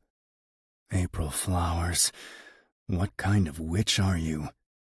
What if I kept kissing a little higher, all the way up the smooth skin of her inner arm, and then higher still, her neck, long and velvety, her cheeks so deliciously flushed, her lips. Get it together, I growl to myself. The last thing I need is to get rock hard in the backseat of my own limo. You don't get to touch her like that anymore. A part of me rebels at the thought. I know it would be the stupidest possible thing to do. Falling back into April's arms, with a child on the way, I can't afford to muddy the waters.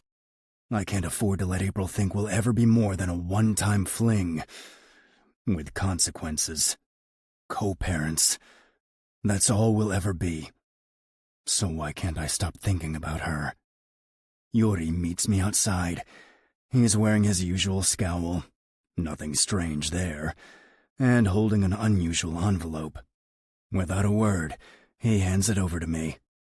An early birthday card? I joke. Brother, you shouldn't have. Yuri's scowl, if possible, deepens. The DNA test came back. It's a match. Fuck. Well, that settles that. I open the envelope and run a cursory glance over the information there.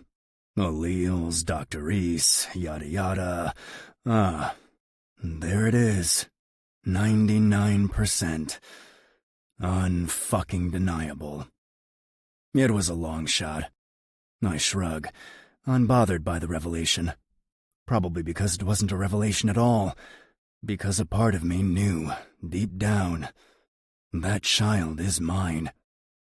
Could I feel the unbreakable bond that ran through our veins? Blood is mysterious like that. It was the same with Yuri, all those years ago. The second I met him, I knew. Are you disappointed? Yuri asks me, voice low. I think it over.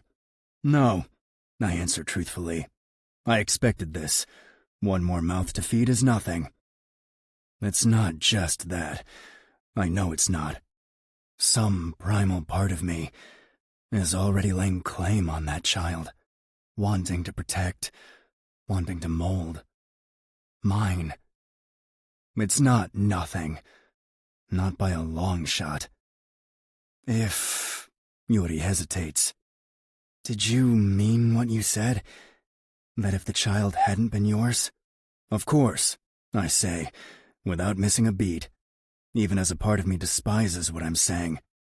Casting out the child, casting out the mother, turning my back on the two of them. Who in their right mind would keep around someone who's nobody to them?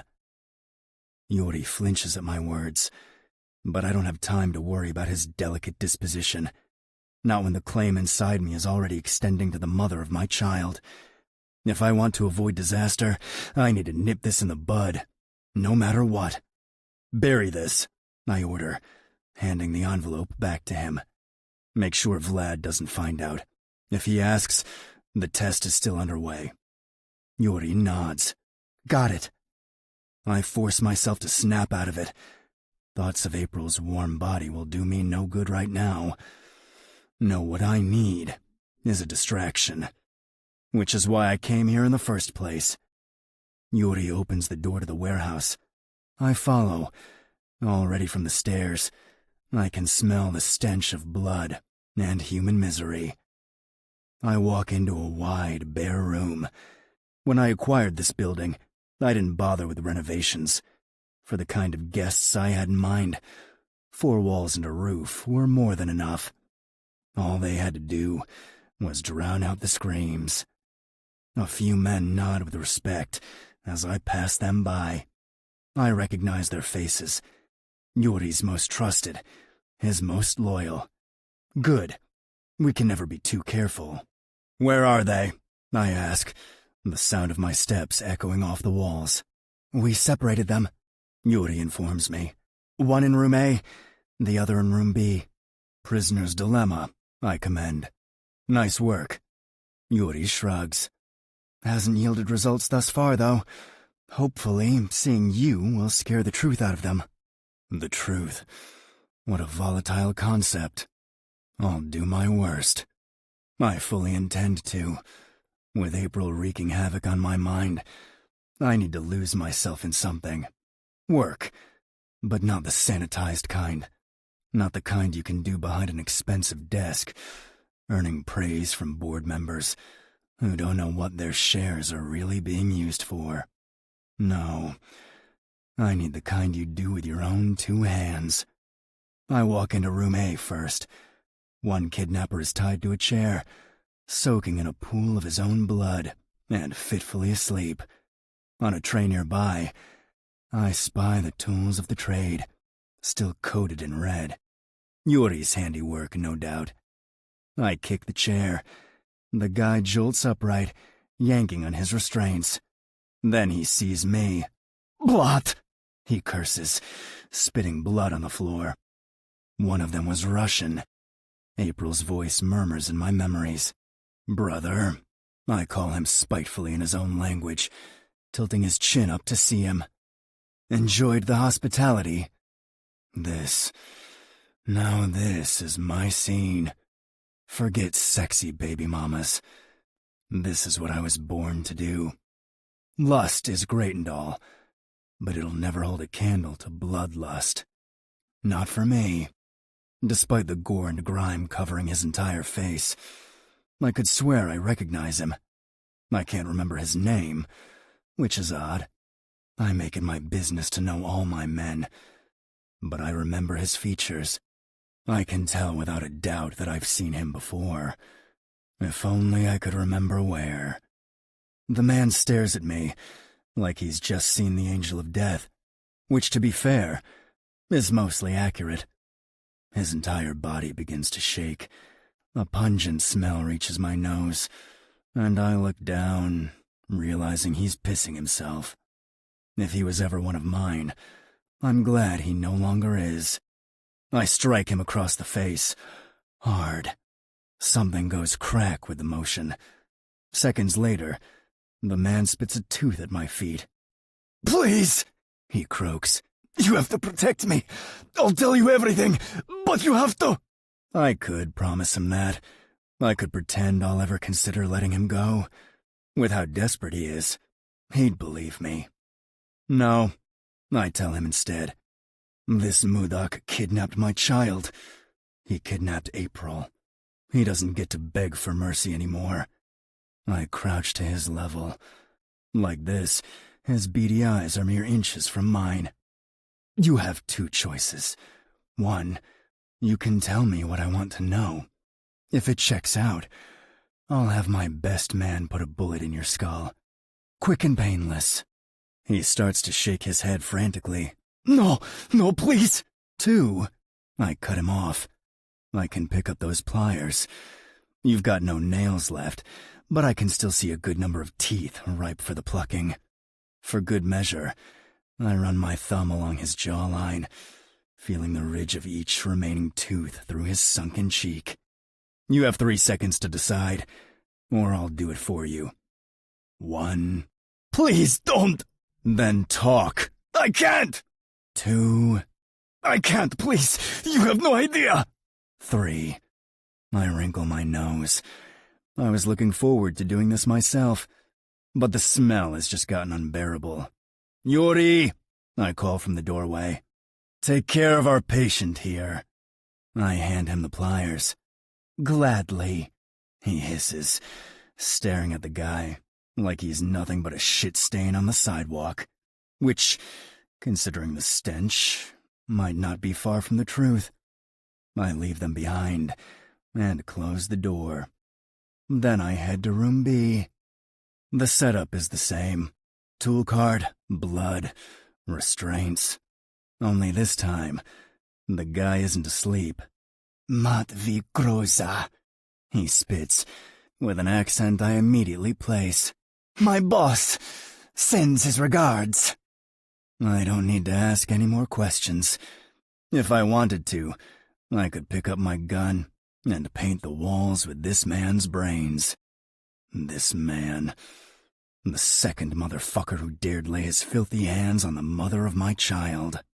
Instead, I pick up the pliers. Really? I drawl, feeling my face split into a grin. The grin of a wolf cornering its prey. Then I'll have to send him something back. I don't think of April again. All night. Chapter 14. April. When the doorbell rings that morning, I practically skip to answer it. I already know who it's going to be. For once, no surprises. No scorned brides, no brooding billionaires, no Grisha with a tea tray. There she is. Elias booms, pulling me into a bear hug. My favorite employee. I feel my spine creak slightly, but I let it happen. Honestly, it's a small price to pay. What's a few broken ribs to finally see a friendly face? I thought I was your only employee. Details, details. Elias waves me off. I usher him in past the armed gorillas at the door. He glances back with good-humored suspicion. All right, where's Miss Swift hiding? Oh, you know, I shrug, helping Elias with the 2 giant suitcases he's carrying. Some blank space or other. Predictably, Elias doesn't let me touch his bags. And how's my little nugget been? He asks, grinning at my belly. Comfortable. If nothing else, it's true. All throughout the kidnapping, the wedding crashing, and moving day, Mr. or Ms. Chicken Nug didn't bat an eye. Either I'm too tired to feel it kicking, or I'm carrying the next Buddha. How about you? Busy, he adds, though still grinning. But nothing I can't handle. I feel a pang of guilt. I'm really sorry for dropping off the face of the earth like that, I say. It's just been crazy these past few days. Elias tuts. I've been trying to get you to go on maternity leave for months, Missy. Now that you finally listened, I'll be thanking my lucky stars. I still don't like it, I grimace. There's so much to do lately. I don't want you to have to shoulder it alone. Elias gives me a benevolent smile. My darling girl, he says, squeezing my shoulders. You're gonna be a mother soon. You can't keep worrying about everybody else, especially little old me. You feel me? I sigh. Of course, Elias would say that.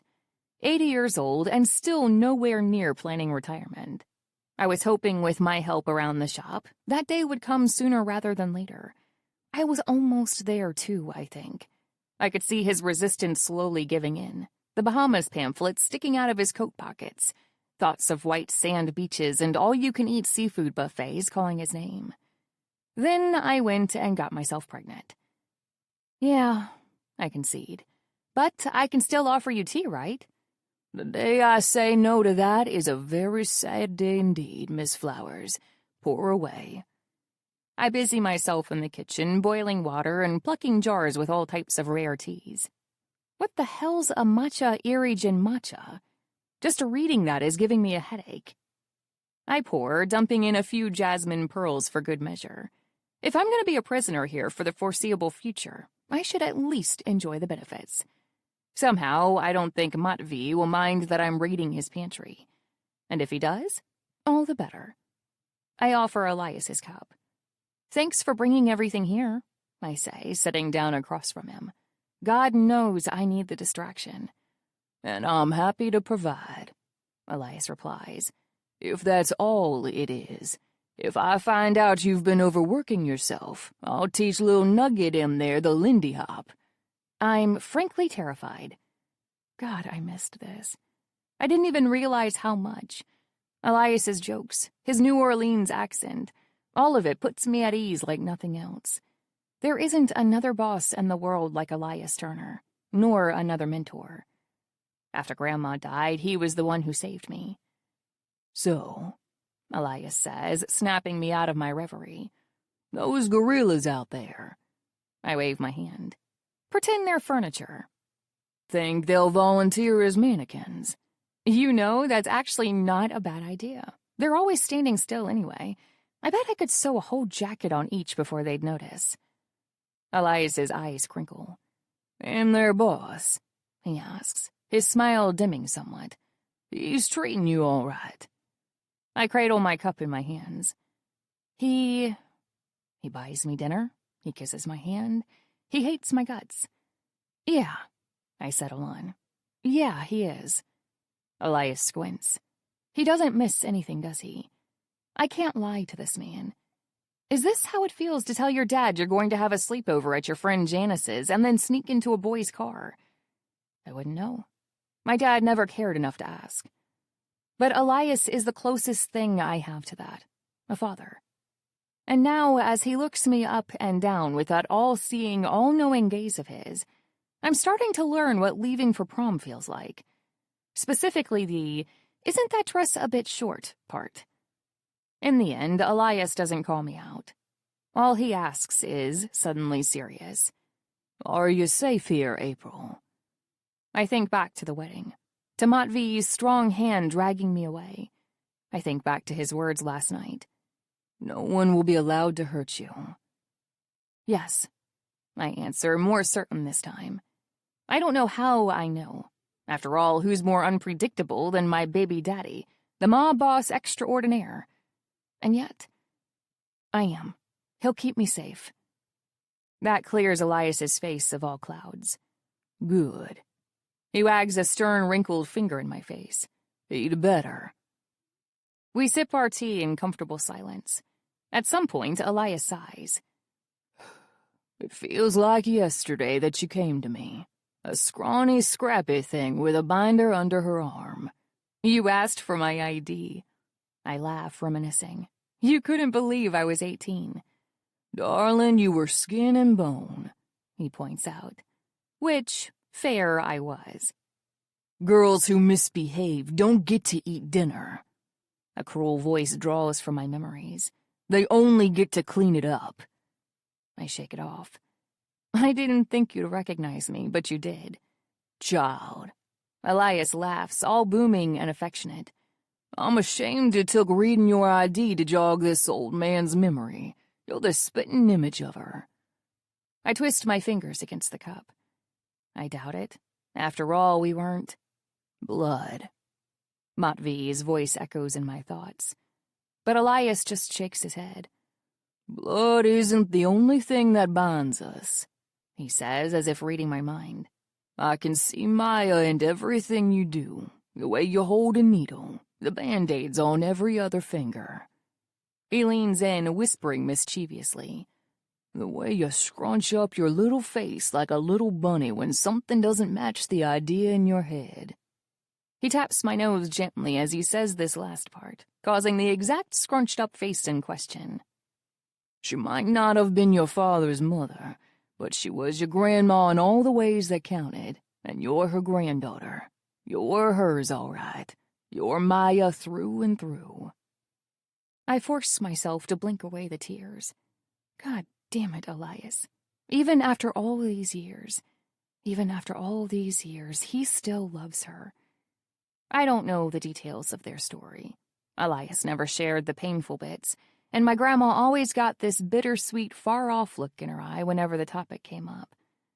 All I have is guesses. Wrong place, wrong time, wrong family. In the end, Maya Toussaint didn't marry Elias Turner. She married Augustus Flowers, gaining another woman's son in the process. And then, eventually, me. I don't know what I would have done without you, I say. I mean that. After she died. After she died, I was alone. My parents had new families, and I didn't fit into either one. If you hadn't been there... I feel a gentle touch on my hand, and I look up. Elias is there, smiling at me like the father I never had. The father I wish I'd had.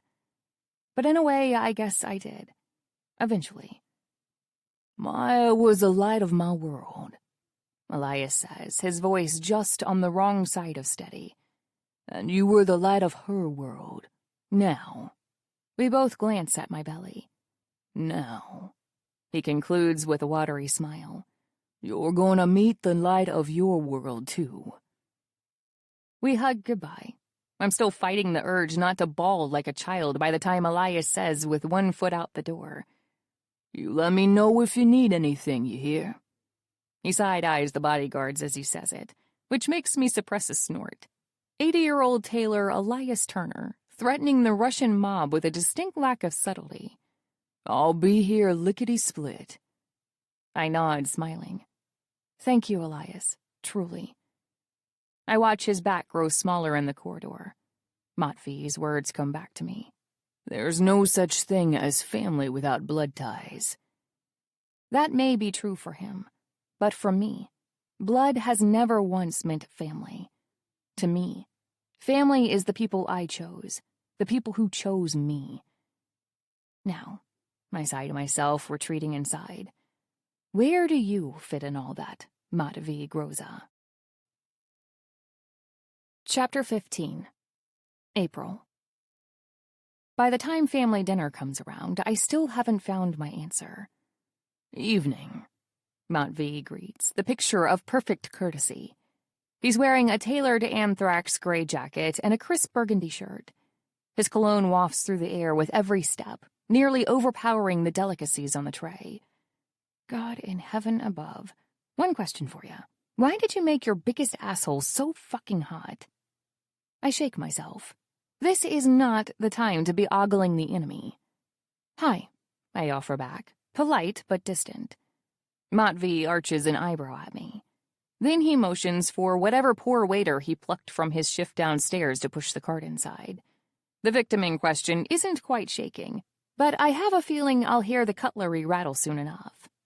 Thank you, I say, hurrying to commandeer the cart. I can take it from here. The waiter shoots me a grateful look. Then once Matvey finally nods, he can't duck out fast enough. You don't have to do that. Matvey frowns. It's his job. He's paid to do it. And I'm paid to take measurements and make suits. I counter, gliding by with our trays. But I think we both know customers can overstep. Matvey stops just shy of a touche. There's an amused glint in his eyes, but I force myself to pay it no mind. If I start appreciating all the little ways he's secretly charming, I won't survive the night. Then he pulls out my chair. I die a little inside. How was your day? He asks, settling across from me. To think that, just hours ago, it was me and Elias here having tea and pouring our hearts out. Fat chance of that happening. If Matvey has a heart at all, he has yet to show the symptoms. Good, I say, spying the menu for the night. I'm a girl of simple needs, and apparently a way finer palate than I imagined. I can't bring myself to splurge on anything fancy for lunch, though the salads here will make you cry for the opposite reason than most salads do. But part of me was already looking forward to this. For the food, of course. Certainly not for the company. How is yours? I ask, before digging into my smoked salmon risotto with asparagus cream. The lemon zest on top practically melts in my mouth. I swear, I've never had to try this hard not to moan. Well, almost never. Good, Matvey echoes. I wait for him to say something else, but he doesn't. It's not fair of me to expect it. I was the first to choose the hermit life. But man, if this is going to be the level of conversation, this family dinner thing is going to be even more awkward than I feared. I never had family dinner before, I find myself blurting out. Or, well, not at the table. Matvey's eyebrows shoot up. How was that? Great job, April. Way to trauma dump. We weren't really traditional. It's not completely true. At least one half of my family is traditional to a fault. So traditional, in fact, they used to send the bastard daughter to cook with the help. It's why I don't do this anymore. It just brings up shit I'd sooner forget. But I'm not about to tell a stranger that. Because that's what Matvey and I are. Strangers. Who just happen to share 50% of our genes with the same baby. Instead, I pick the least traumatic of the two halves of my family history, which is saying a lot, all things considered. My stepdad usually ate on the couch, like the Romans. I add, attempting to lighten the mood. Matvey frowns harder. Attempt failed. And your mother? She preferred the liquid variety, I say vaguely. If there's anything Eleanor actually likes in this world besides Charlie, it's things that come in dark corked bottles. But again, not gonna tell him that. I see. If he didn't think you were trailer trashed before, he certainly does now. What about you? I ask, before I can connect my brain-to-mouth filter. Did you have family dinner a lot with your mom? It's only then that I remember two things. First, Matvey last night saying, we never got the privilege of family dinner at all. And secondly, Yuri's words. Our parents are dead. Fuck. Fuckity fuck, I did. My head shoots up. Matvey's watching me carefully, as if trying to gauge my motives. It feels a wee bit excessive, but then again, I did just put both feet in my mouth. Maybe he's just curious how that works. It wasn't all three of us together, he mentions offhandedly, switching our empty plates for full ones. And it certainly wasn't as fancy as this, but I have good memories of that. Me, my mom, and the dinner table. Well, fuck me sideways with an Olive Garden breadstick. Is Matvey Groza sharing? That must have been nice, I say sincerely. Is that why you want to keep the routine alive? For our baby. The words stick in my throat. It still feels so weird, having a baby with someone I barely know, having something to call ours. If I think about it any harder, I'm going to give myself an aneurysm. Instead, I focus on the mouth-watering contents of my plate. Right now, that involves quail legs with tamarind glaze and fig chutney. There are about 3 things I'm itching to Google in that name alone. But I don't think Mr. Family Dinner here would take kindly to that. I can almost hear it. No phones at the dinner table, Ms. Flowers. Is it bad that the idea of him scolding me is kind of hot? No. Bad, April. Bad hormones. Matvey hums in the affirmative. I have to track back 2 separate freakouts to even remember what my question was. Then I can hear the silence stretching again between us. Quick, ask something. Anything. What about your dad?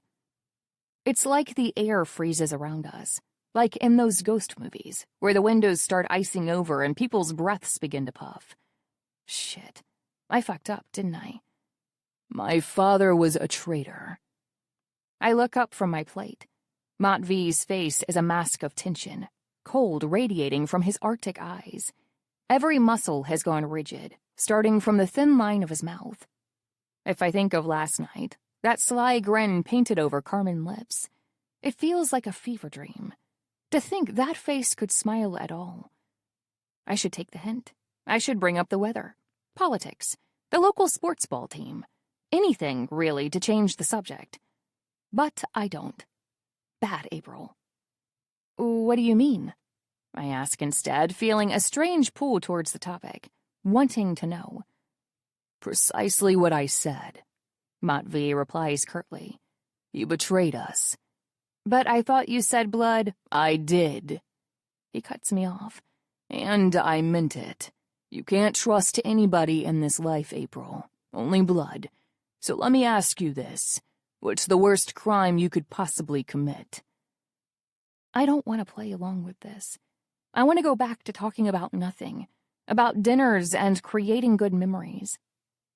But then I think of Eleanor's ever-present bottle, of Dominic's new home, without a seat for me at the table. Betraying your blood? I croak.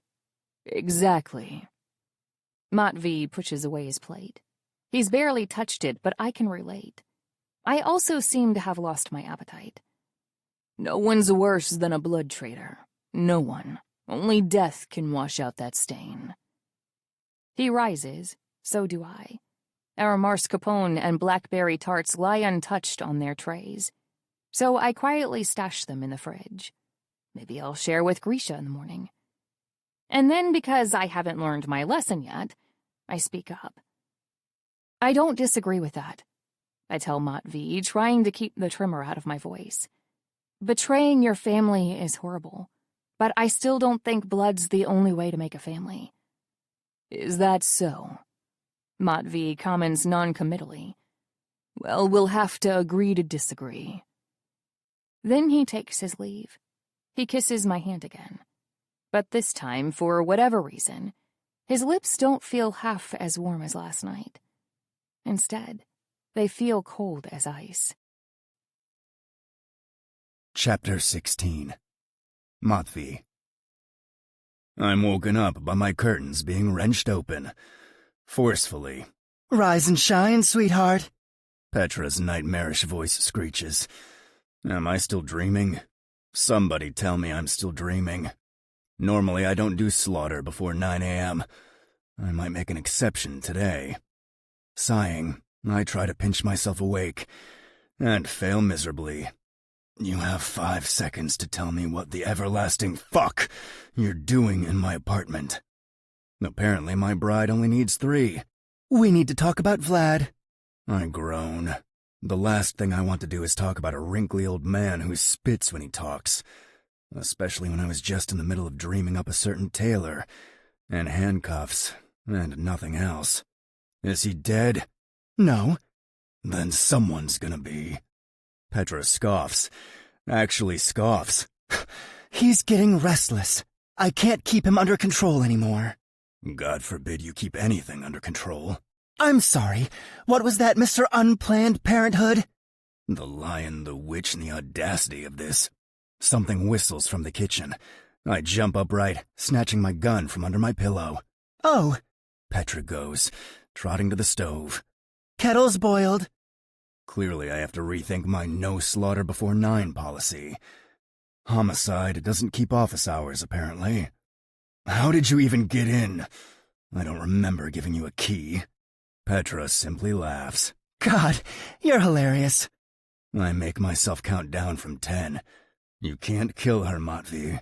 You can't marry a corpse, Matvey. Think of the mess on the carpets, Matvey. Tell me you made coffee, and I'll consider sparing you. Strong as hell, just how you like it. Petra dangles a full pot. Do I get to live another day, moi pakan? For now. I drag myself out of bed. I'm wearing nothing but a pair of sweats, but I doubt Petra's the modest type. If she were, she would have called ahead. Or at the very least, she would have fucking knocked. What's got Vlad's panties in a twist? We both cringe at my word choice. Okay, first, you. Second, your little Komuk. What else? He wants to know if the runt is yours or not. I pour myself a generous mug. I'm gonna need a lot of caffeine for this particular conversation. Maybe something stronger mixed in, too. It's mine, I confirm. Blat. Petra curses under her breath. You're positive? The paternity tests are, I answer, after taking a long, scalding sip that burns every inch of me on its way down. Just what the doctor ordered. The pain centers me. Both of them. Okay. Petra exhales, pacing up and down the loft. Okay, fine. We're screwed, but fine. We're not. I yawn from the kitchen table. As far as Vlad is concerned, the test is still in the works. If push comes to shove, we'll tell him it came up inconclusive. That'll buy us time until the birth. Oh, that's great, Petra bites out sarcastically. and then what? Then, I growl back, impatience pounding at my temples. The waters will have calmed. Vlad will have come to his senses. He'll realize there's no point in blowing up a profitable business deal over an extra mouth to feed. The end.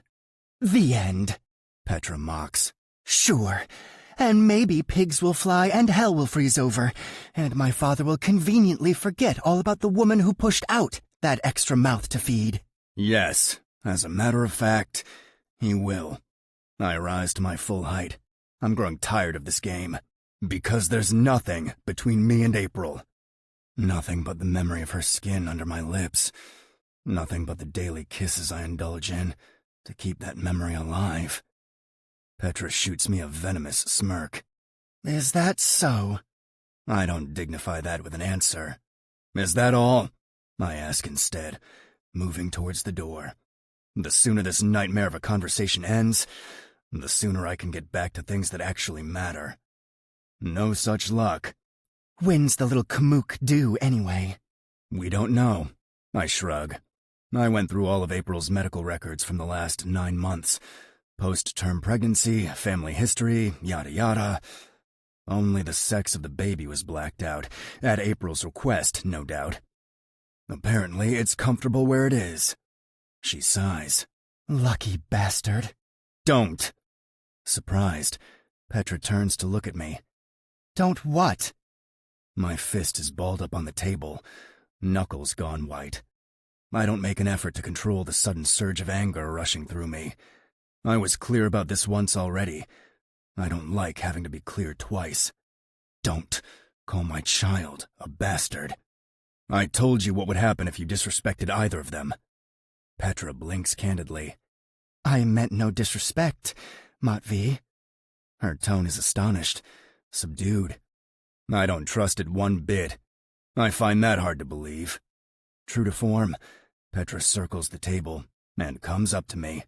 What else do you call a child born out of wedlock? She asks, feigning innocence. It's not an insult, you know. It's a fact.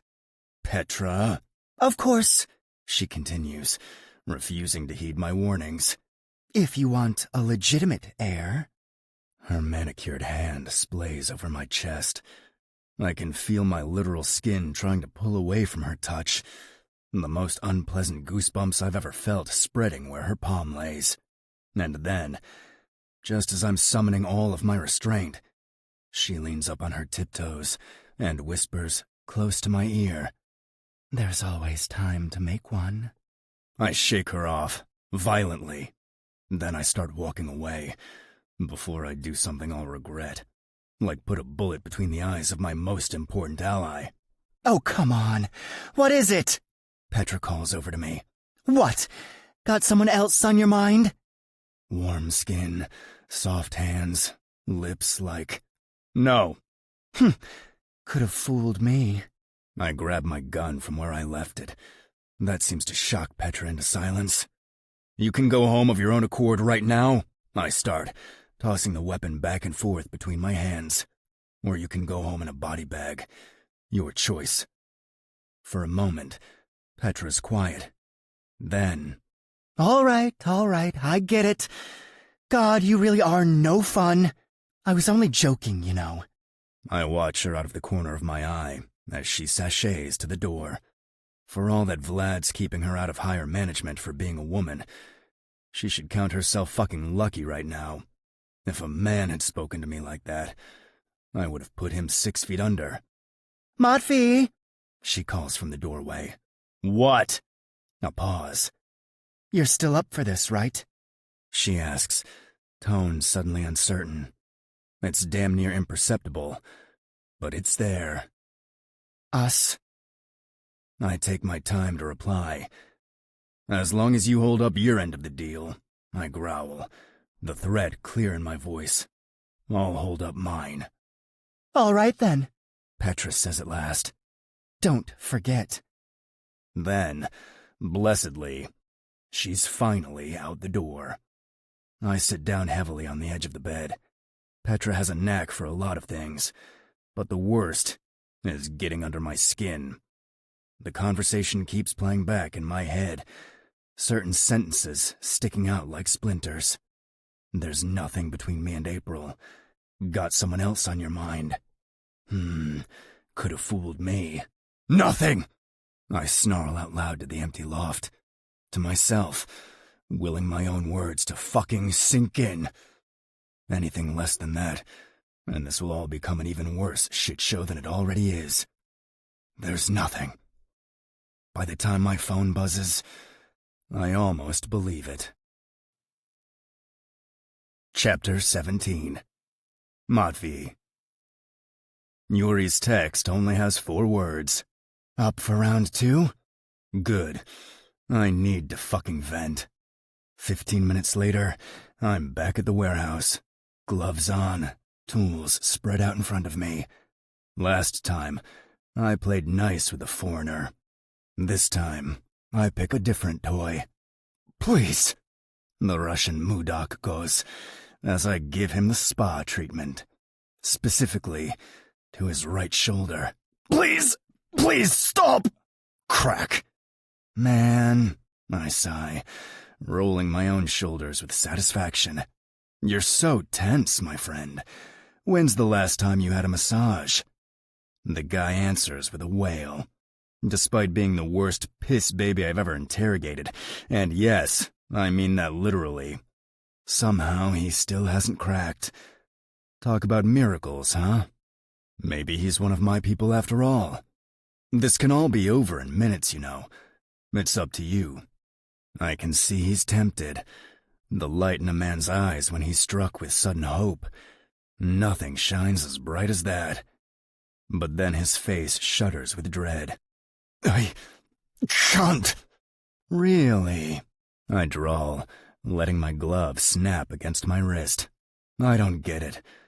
What's this guy gonna do to you that I won't? I already know the answer to that, of course.